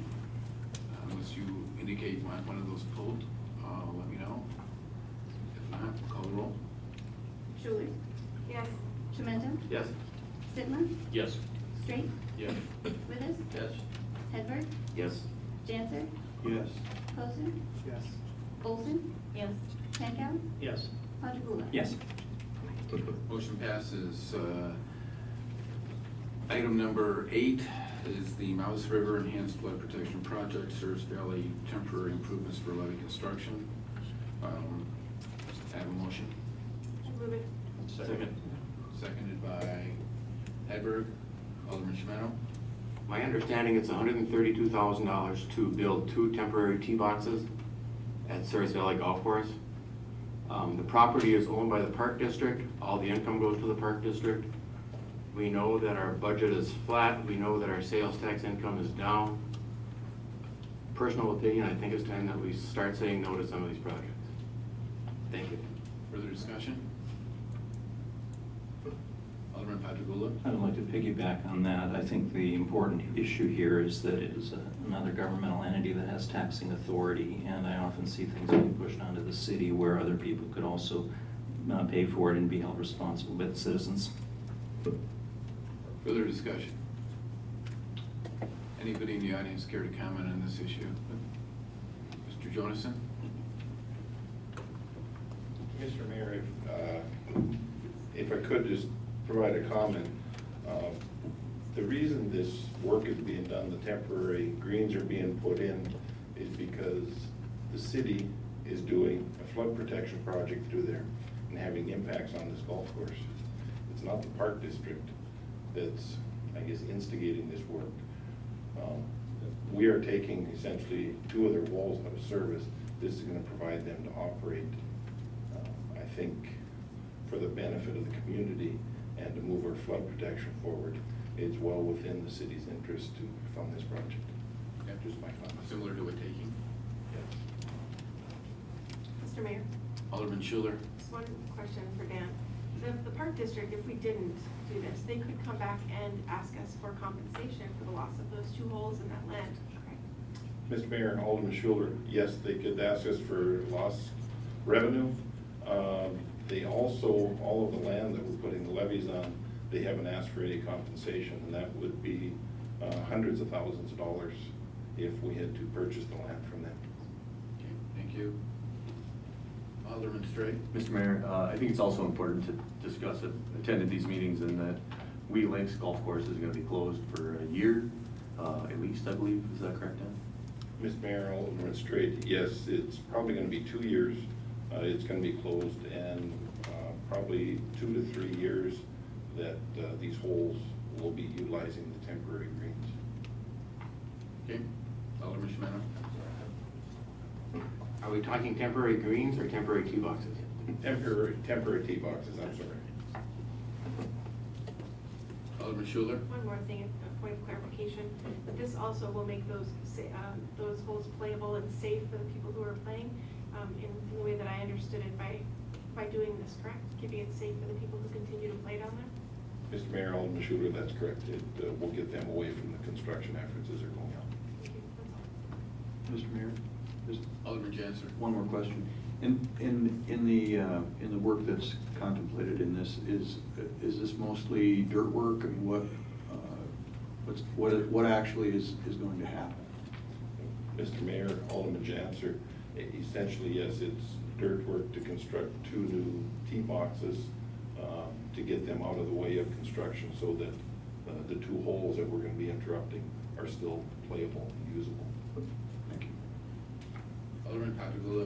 A more general question. We're trying to do the right thing by these folks. Are there similar contingencies as we build these dikes and levees that other property owners will be impacted the same way, that will be inconvenienced or made impossible to carry out their duties? Mr. Mayor, Alderman Badragula, I'm sure as we get through this, there'll be numerous occasions. One instance that's going to come to mind is when we start going through the zoo area.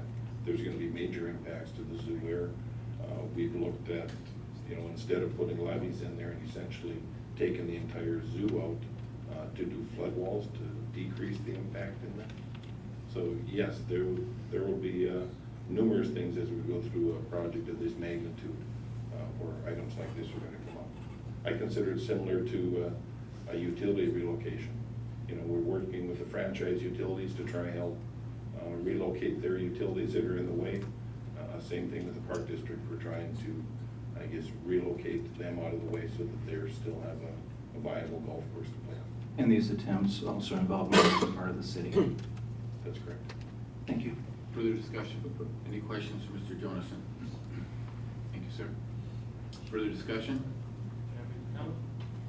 Yes. Do I need to restate my name? Yes. Steve Malashewski, 2100 33rd Street Northwest. I just want to make a comment, and I don't have any notes from the park department meeting. I was at that council meeting, and there was a gentleman that came up discussing putting in 3 holes junior tees back behind the driving range at no cost to the city. Okay, since the wheelings will not be usable for those 2 years, putting that in there. So I think that the city park department as well as the community are working great together to have these additional 2 tee boxes put in should not be an issue, especially when they're going to accept having 3 additional junior holes that will be put in. I don't see why it would even be a concern with how well the park district and the city have been working together on this project. Thank you, sir. Further discussion?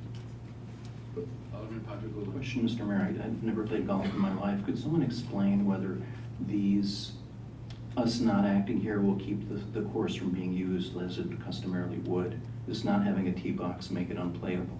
Yes. Yeah. It does. So the whole course is not... Those holes will become unplayable. And how many holes are there? There's 18. I'm gonna take you out someday. I'm sorry, I don't follow sports. Yeah, it's all right. So customarily it's 18 holes or 9, and here we go down to 16, which is an odd. Right. Gotcha, thank you. Further discussion? Call the roll. Schuler? Yes. Demento? No. Sigmund? Yes. Straight? Yes. Withers? Yes. Hedberg? Yes. Janser? Yes. Cosin? Yes. Olson? Yes. Pankow? Yes. Patrick. Yes. Motion passes.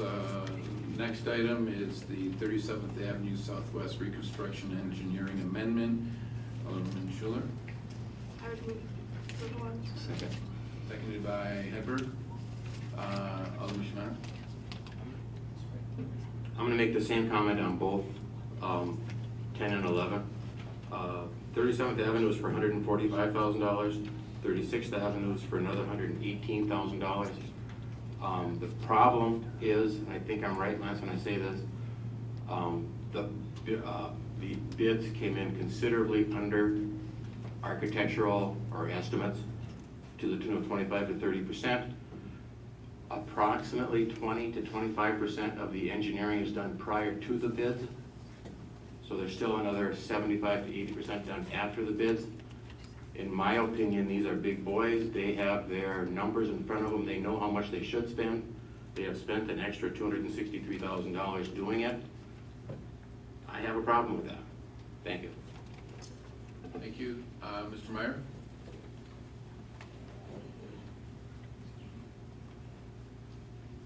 Mr. Mayor, members of council, just so everyone understands how this works, we don't know what the bid number is going to be when we're designing the job. We have an estimated amount as we put the plans and specifications together for the work that we're going to construct. But we can't predict what the contractor is going to bid, and that's the situation we're in here. I mean, for all intents and purposes, we have a $9.1 million roadway on 37th Avenue that we got for 6.6. I mean, no one can see that coming. And that's the position that we're in now. We're just about to start paving next week, and that is gonna be very labor intensive. I have to have people out there to make sure that paving goes good. That's a $2 million concrete slab we're gonna put down. Any other questions for Mr. Meyer? Thank you, sir. Further discussion? Further discussion? Call the roll. Schuler? Yes. Demento? No. Sigmund? Yes. Straight? Yes. Withers? Yes. Hedberg? Yes. Janser? Yes. Cosin? Yes. Olson? Yes. Pankow? Yes. Patrick. Yes. Next item is 36th Avenue Northwest Extension to Broadway Engineering Amendment. Move that one, Mr. Mayor. Moved by Schuler, seconded by Janser. Alderman Schmetto's comments are appropriate to his concerns on this one as well as the previous one. You want to restate those, or are you fine? Okay, thank you, sir. Discussion on the item? Alderman Janser? Mr. Mayor and council council, I think I understand Alderman Schmidt's comments, I think, but I also think it's important that we not lose sight of the fact that we saved a lot of money on where these bids came in. And so the city's very fortunate in that regard, and to me it makes sense to pass this. We've saved a lot of money on the project itself, and these engineers had no way of knowing where this was going to be prior to the bid. Thank you. Thank you. Further discussion? Call the roll. Schuler? Yes. Schmento? No. Sitma? Yes. Straight? Yes. Withers? Yes. Hedberg? Yes. Janser? Yes. Coulson? Yes. Olson? Yes. Stankham? Yes. Patrick Yes. Motion passes. Alderman Schuler, does that conclude your report? Does this conclude my report? Thank you. Thank you. Item number 14 is consider the report of the airport committee. Alderman Olson. Mr. Mayor, we have 5 items on our agenda. I would move approval on all 5 items. Second. Seconded by Schmeno. For those of you in the audience, again, these 5 items we passed as they came out of committee. Anyone want anything pulled? Call the roll. Olson? Yes. Stankham? Yes. Patrick Yes. Schuler? Yes. Schmento? Yes. Sitma? Yes. Straight? Yes. Withers? Yes. Hedberg? Yes. Janser? Yes. Coulson? Yes. Thank you, Mr. Mayor. That concludes my report. Thank you. Item number 15 is the Liquor and Gambling Control Committee meeting. Alderman Hedberg. Mr. Mayor, we had 4 items on our agenda, and I would move all 4 of those items. Seconded by Withers. Anybody want any of these items pulled? Call the roll. Hedberg? Yes. Janser? Yes. Coulson? Yes. Olson? Yes. Stankham? Yes. Patrick Yes. Schuler? Yes. Schmento? Yes. Sitma? Yes. Straight? Yes. Withers? Yes. Passes. That concludes my report. Thank you, Alderman Hedberg. Item number 16 is other business. We have 2 items. Need a motion? Mr. Mayor, I'll move item 1. Item 1? Second. Okay. Moved by Janser, seconded by Sitma. The budget correction. Mr. Mayor? Yes? And just to point out, so we're changing one date, which is the August 18th Right. date, is that correct? So everybody understands that. Originally, that was scheduled for, 25th. okay. Any discussion? Call the roll. Janser? Yes. Coulson? Yes. Olson? Yes. Stankham? Yes. Patrick Yes. Schuler? Yes. Schmento? Yes. Sitma? Yes. Straight? Yes. Withers? Yes. Hedberg? Yes. Motion passes. Okay, we need a motion to receive the report from the Civil Service Commission and the pay classification plan. So moved. Moved by Schuler and Janser. Discussion? Call the roll. Schuler? Yes. Schmento? Yes. Sitma? Yes. Straight? Yes. Withers? Yes. Hedberg? Yes. Janser? Yes. Coulson? Yes. Olson? Yes. Stankham? Yes. Patrick Yes. Motion passes. We have one additional item for other business, Mr. Staub.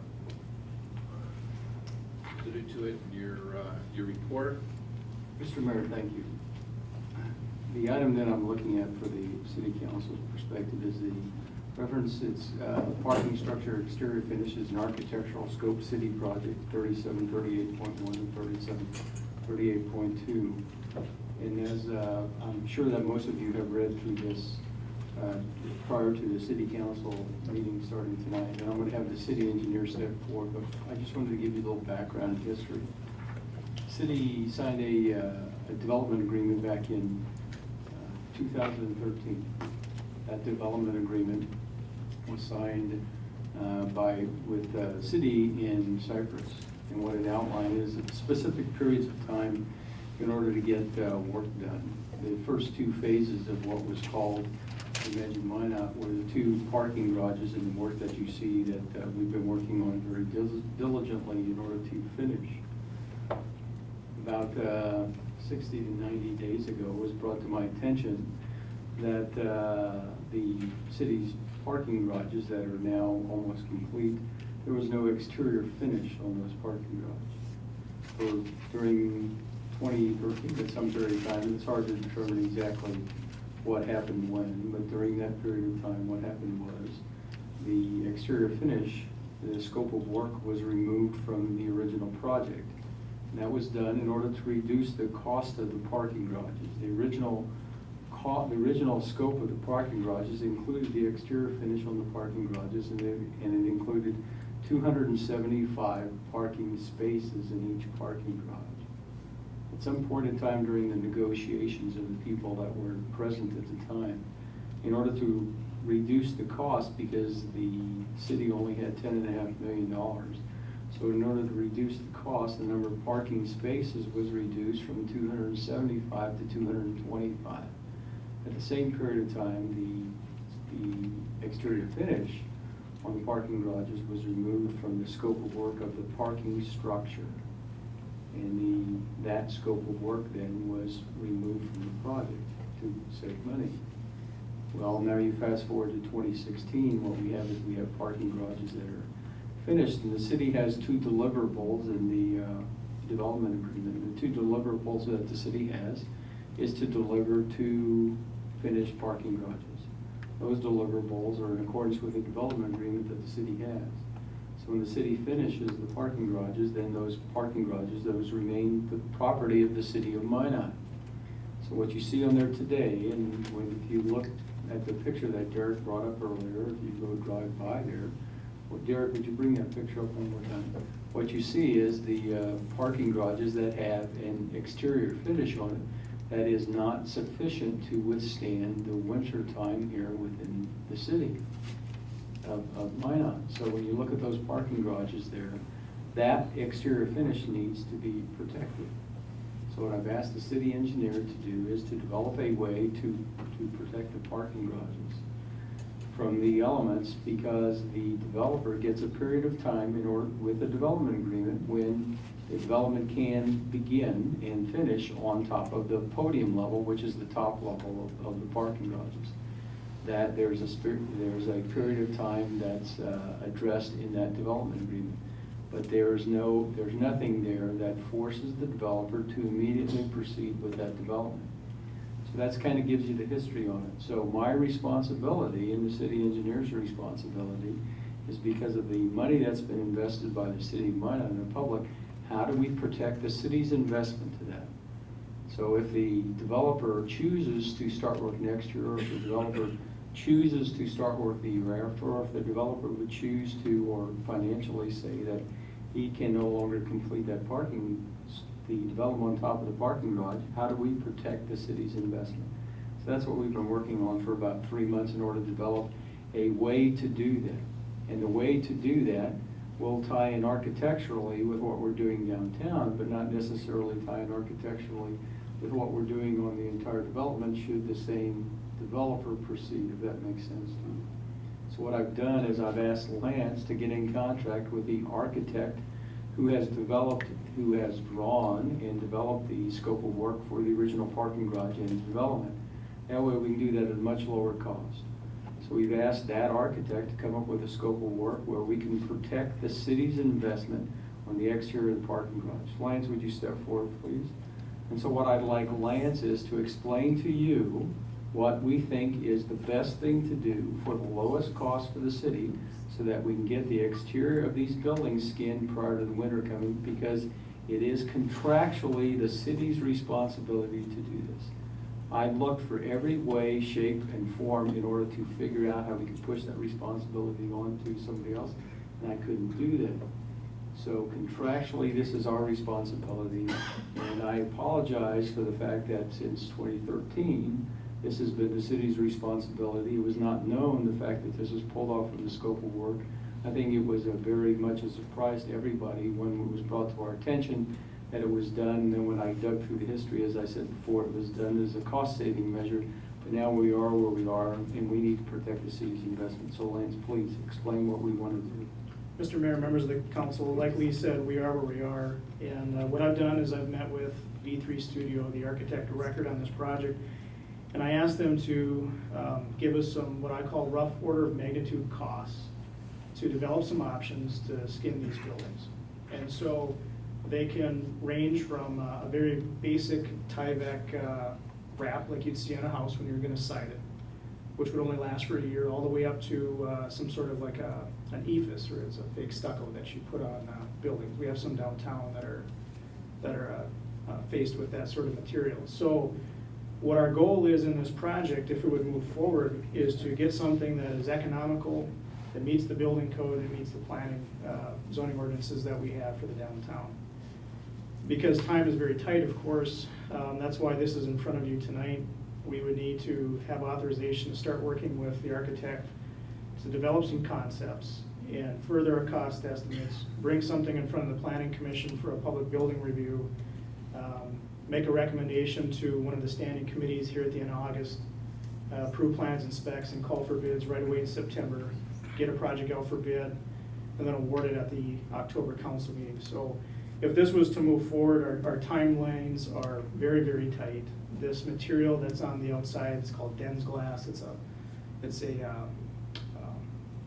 fiberglass coated sheetrock is essentially what it is. And over time, UV rays from the sun and from the weather will break that material down. So we're in a time race here to try to get something on that as soon as we can. Mr. Meyer, where's the money gonna come from? Mr. Mayor, in consultation with our finance director, we would take this from sales tax cash reserves. Okay. Thank you. Any questions for Mr. Mayor? Alderman Patrick. Two questions and then a comment later. Question for Mr. Meyer, what's this gonna look like? Mr. Mayor, Alderman Quadrigula, that's part of this initial scope with the architect is to come up with sketches for these buildings so that we get something in front of Planning Commission and City Council. So, ephes can, if that's the option that's chosen, has a variety of colors you can add to it, shapes. It just depends on how you put the installation on there to make decorative items on the building. Could you give us any better idea of what am I looking? Is there something on the internet? I'm not familiar with engineering jargon. So Sure. Is it going to be like brick Mr. or Mayor, wood or? Alderman Quadrigula, if you go downtown on Main Street, at the corner, northwest corner of First Avenue and Main Street, there's an apartment building there that the outside of it is coated in ephes. How do you spell this? EFIS. Perhaps after the meeting, you and Alderman Patrick get together and you can give him a website. You can Thank you. Alderman Pankow. Mr. Mayor, this building has ephes on it. Okay. So you don't have to go far. City Hall has it. So this is like stucco? Yes. Oh, that answers my question. Thank you. Alderman Straight. Thank you. Okay. Alderman Schuler. Thank you, Mr. Mayor. Do you anticipate a higher cost for the ephes? Microphone. Sorry. Do you anticipate a higher cost for the ephes if we're looking at, potentially approving this in October, we're looking at winter months for that to be applied, or would it be waiting until spring? If we're racing against the clock, there could be some additional costs if we're looking at stucco in the winter.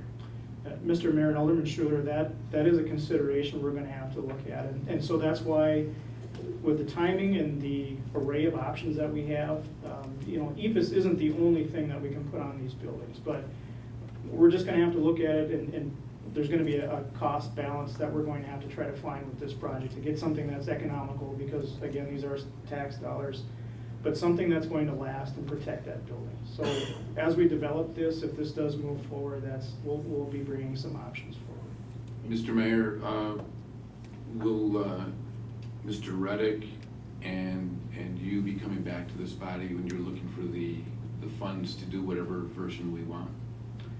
Mr. Mayor, yes, when we put together a scope for this project, we will refine some estimates. We'll bring those to the standing committee as far as a bid recommendation with an estimated cost. So today what you're looking for is authorization for the 4,800 to work with Mr. Reddick?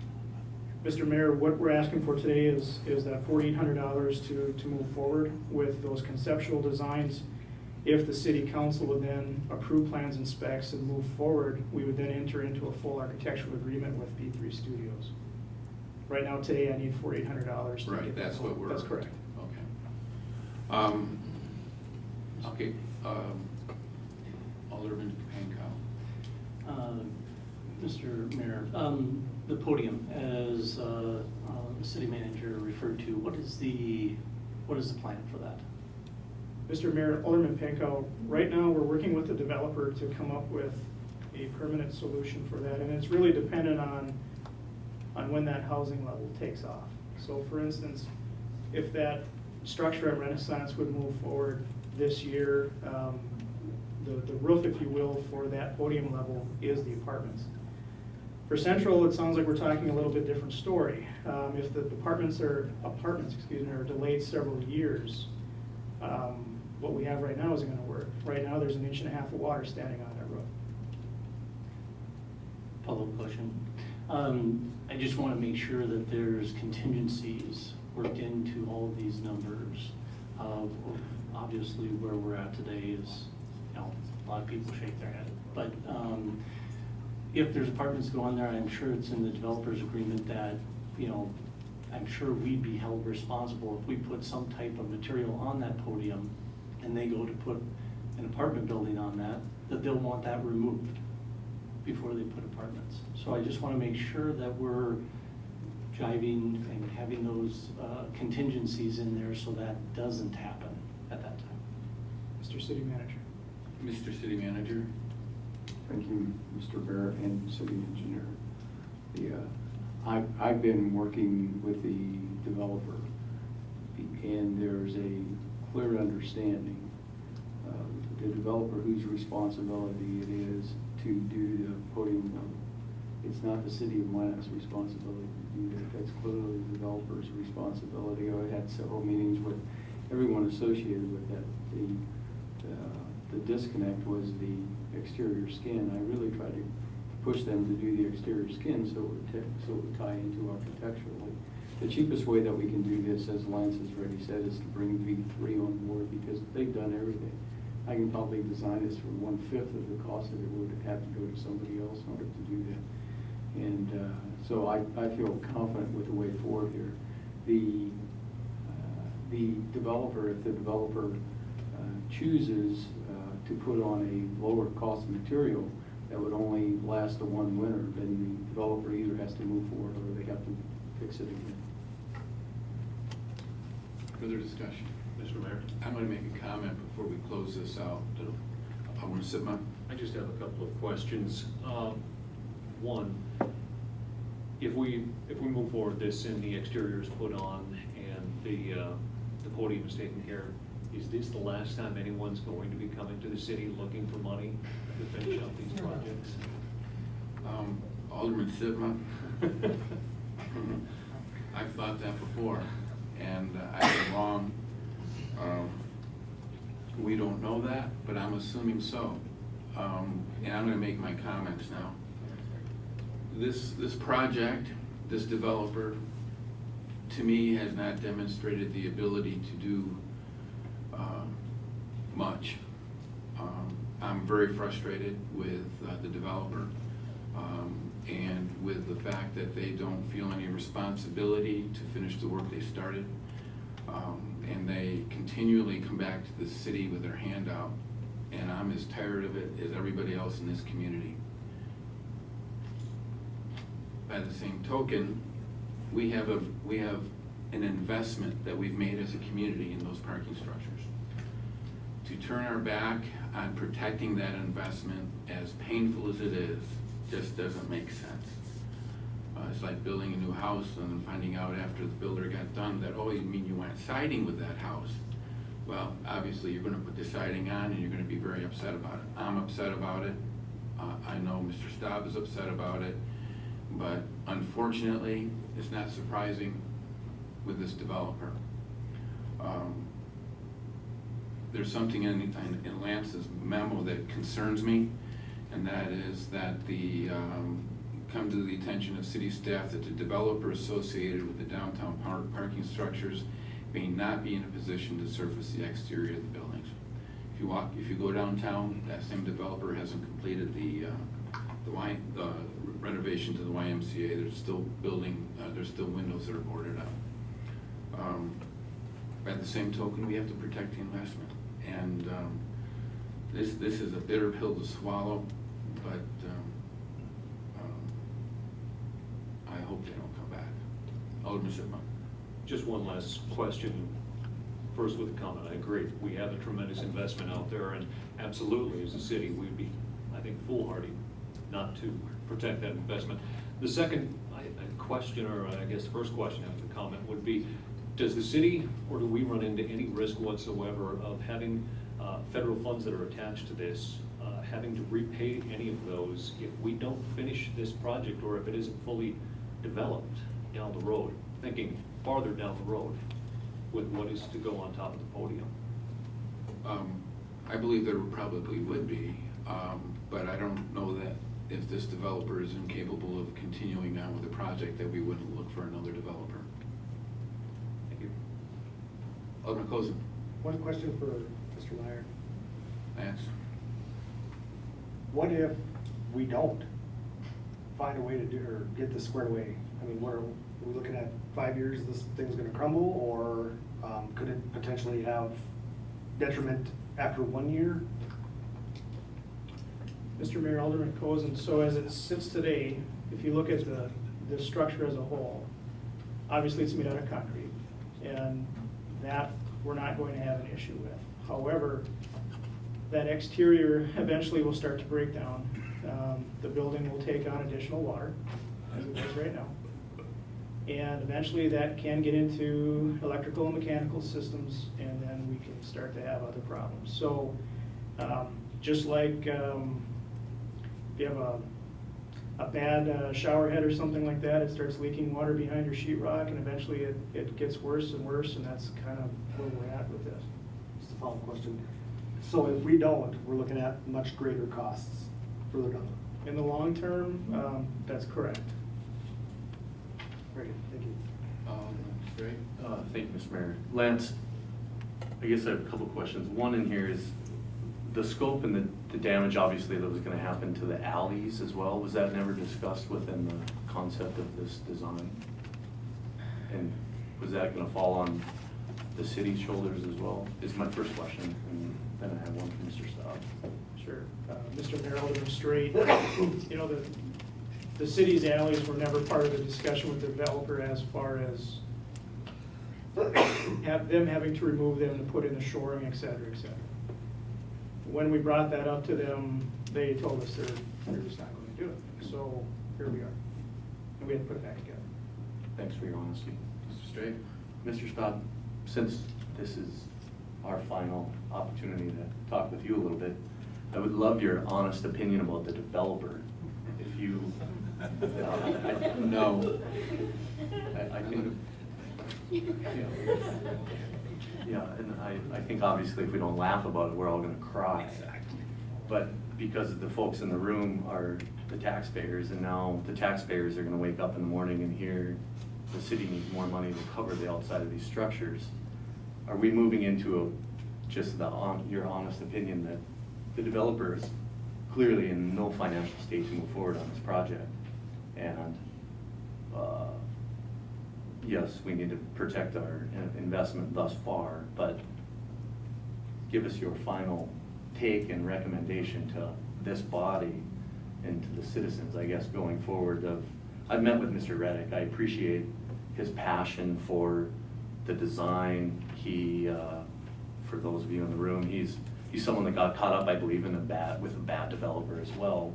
And he has a passion, and he's been coming back to town at least to meet and go through these walkthroughs. And we're commenting that these structures are complete, but clearly no one in town recognizes they're complete. And I guess it's also a question of, are we using that language because we're moving into legal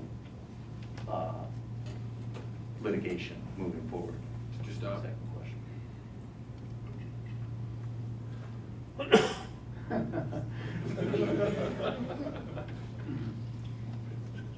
Two years ago when I got here, I heard Barney said, we have a problem in Winchell look at called a parking garage.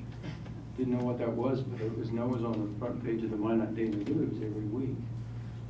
And Jill Schramm sitting there, so she can attest to that fact. They used to take a picture of them every week just to show me, just to harass me just a little bit, to make sure of the fact that we'd get them done. Well, 2 years later, I can tell you that when I look at the history and everything and the development agreement that was signed, back in 2013 had a lot of holes in it. I don't know why we would have chosen to sign that agreement, because I thought it was very one-sided. So what I've tried to do is I've tried to leverage the city's position within the agreement in order to get where we are today. And we've been successful in being able to do that. So instead of having 2 holes in the ground, what we have now is parking garages that are substantially complete, but they have some flaws. And the flaws is the fact that at some point in time, as I said before, there was a scope change in order to reduce the cost. Clearly, the parking garages are owned by the city. Okay, legally, if I could figure out how to force somebody else in order to finish the exteriors, I would have done that.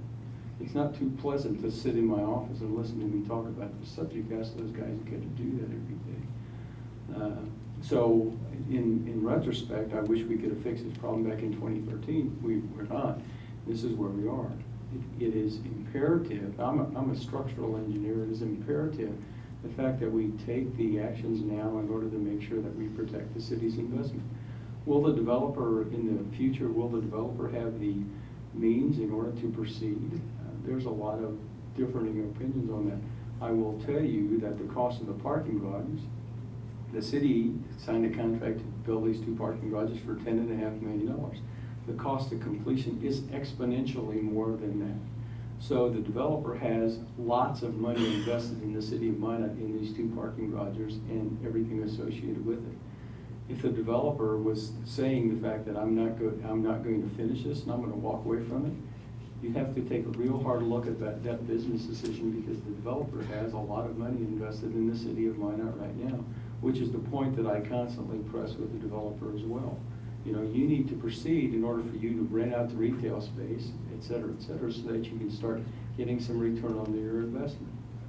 As the mayor has already spoken to, he and I have been talking about this, for 2 years now in order to get us to the point where we are today. I would hope the fact that the city council realizes that is, we're not, and I hear the comment about we were giving more money to the developer. Well, contractually, we're protecting the city's investment. This doesn't give any money to the developer. What this does is it protects the city's investment. The city signed the contract back in 2013, knowing full well that the scope of work was reduced. The city signed a contract that went from 275 to 225. The city signed a contract that says we're going to take the exterior scope of work out of the project, thinking the fact that someone else is going to come in and put it in place. Well, now we're at the point in time where we are now, and the city has to protect its investment. The best solution that I have is the one that Lance proposed to you tonight in order to make sure that we do just that. Any other questions, Mr. Staub? So we need a motion to engage Mr. Reddick. So moved. Moved by Olson, seconded by Sidman. Alderman Patrick. Discussion on the motion? Yes. 4 quick points, mostly for the record. I was not a member of the council when this came up. This mess was one of the reasons I ran for council, and my guess is that this is the reason some former aldermen aren't sitting here. 4 quick comments. In the 8 years, number one, that I've served on the council, this is probably the biggest mess that I've seen in terms of development. I mean, we try hard, downtown's important. It didn't work out. Point number 2, it's very disquieting for me to have to deal with this to come in at a later point. Point number 3, I agree that we need to preserve our investment. It's our parking ramp. We're ramps. We need to keep them whole. We need to have some literally face-saving resolution to this. And point number 4 is that I think the key thing at this point is learning from our mistakes. I don't think this should ever happen again in the city of Minot, where this much money is, and this promise is wasted. And that's the key thing to me. And I think before Mr. Staub leaves, I would very much like him to kind of make a dispassionate, objective listing of what we can do to keep it from happening again. I also would like guidance from our city attorney and our planner. That's the bottom line. We can't undo what's happened. So I'm going to support this motion. We have to preserve what we have, and I just hope very, very much nothing like this ever happens again. Thank you. I agree with Alderman Pachagula that I think the majority of us up here inherited an issue, but we also stepped up to address the issue, and we need to do that. Any further discussion on the motion? Call the roll. Olson? Yes. Pankow? Yes. Padragula? Yes. Schuler? Yes. Schumento?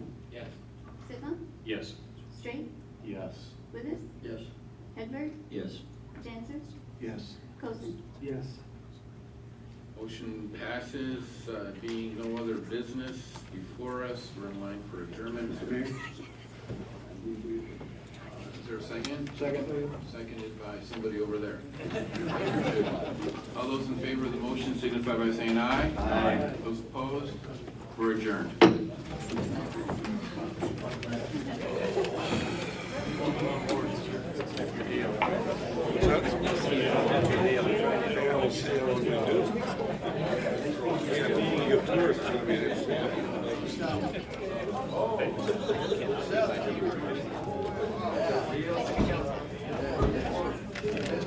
I was gonna go. Robert. Yeah. He's our.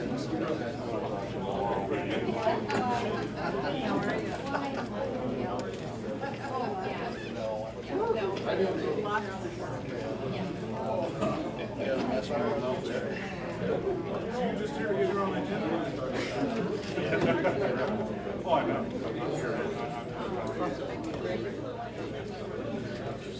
Yeah, no questions, no questions. See you later.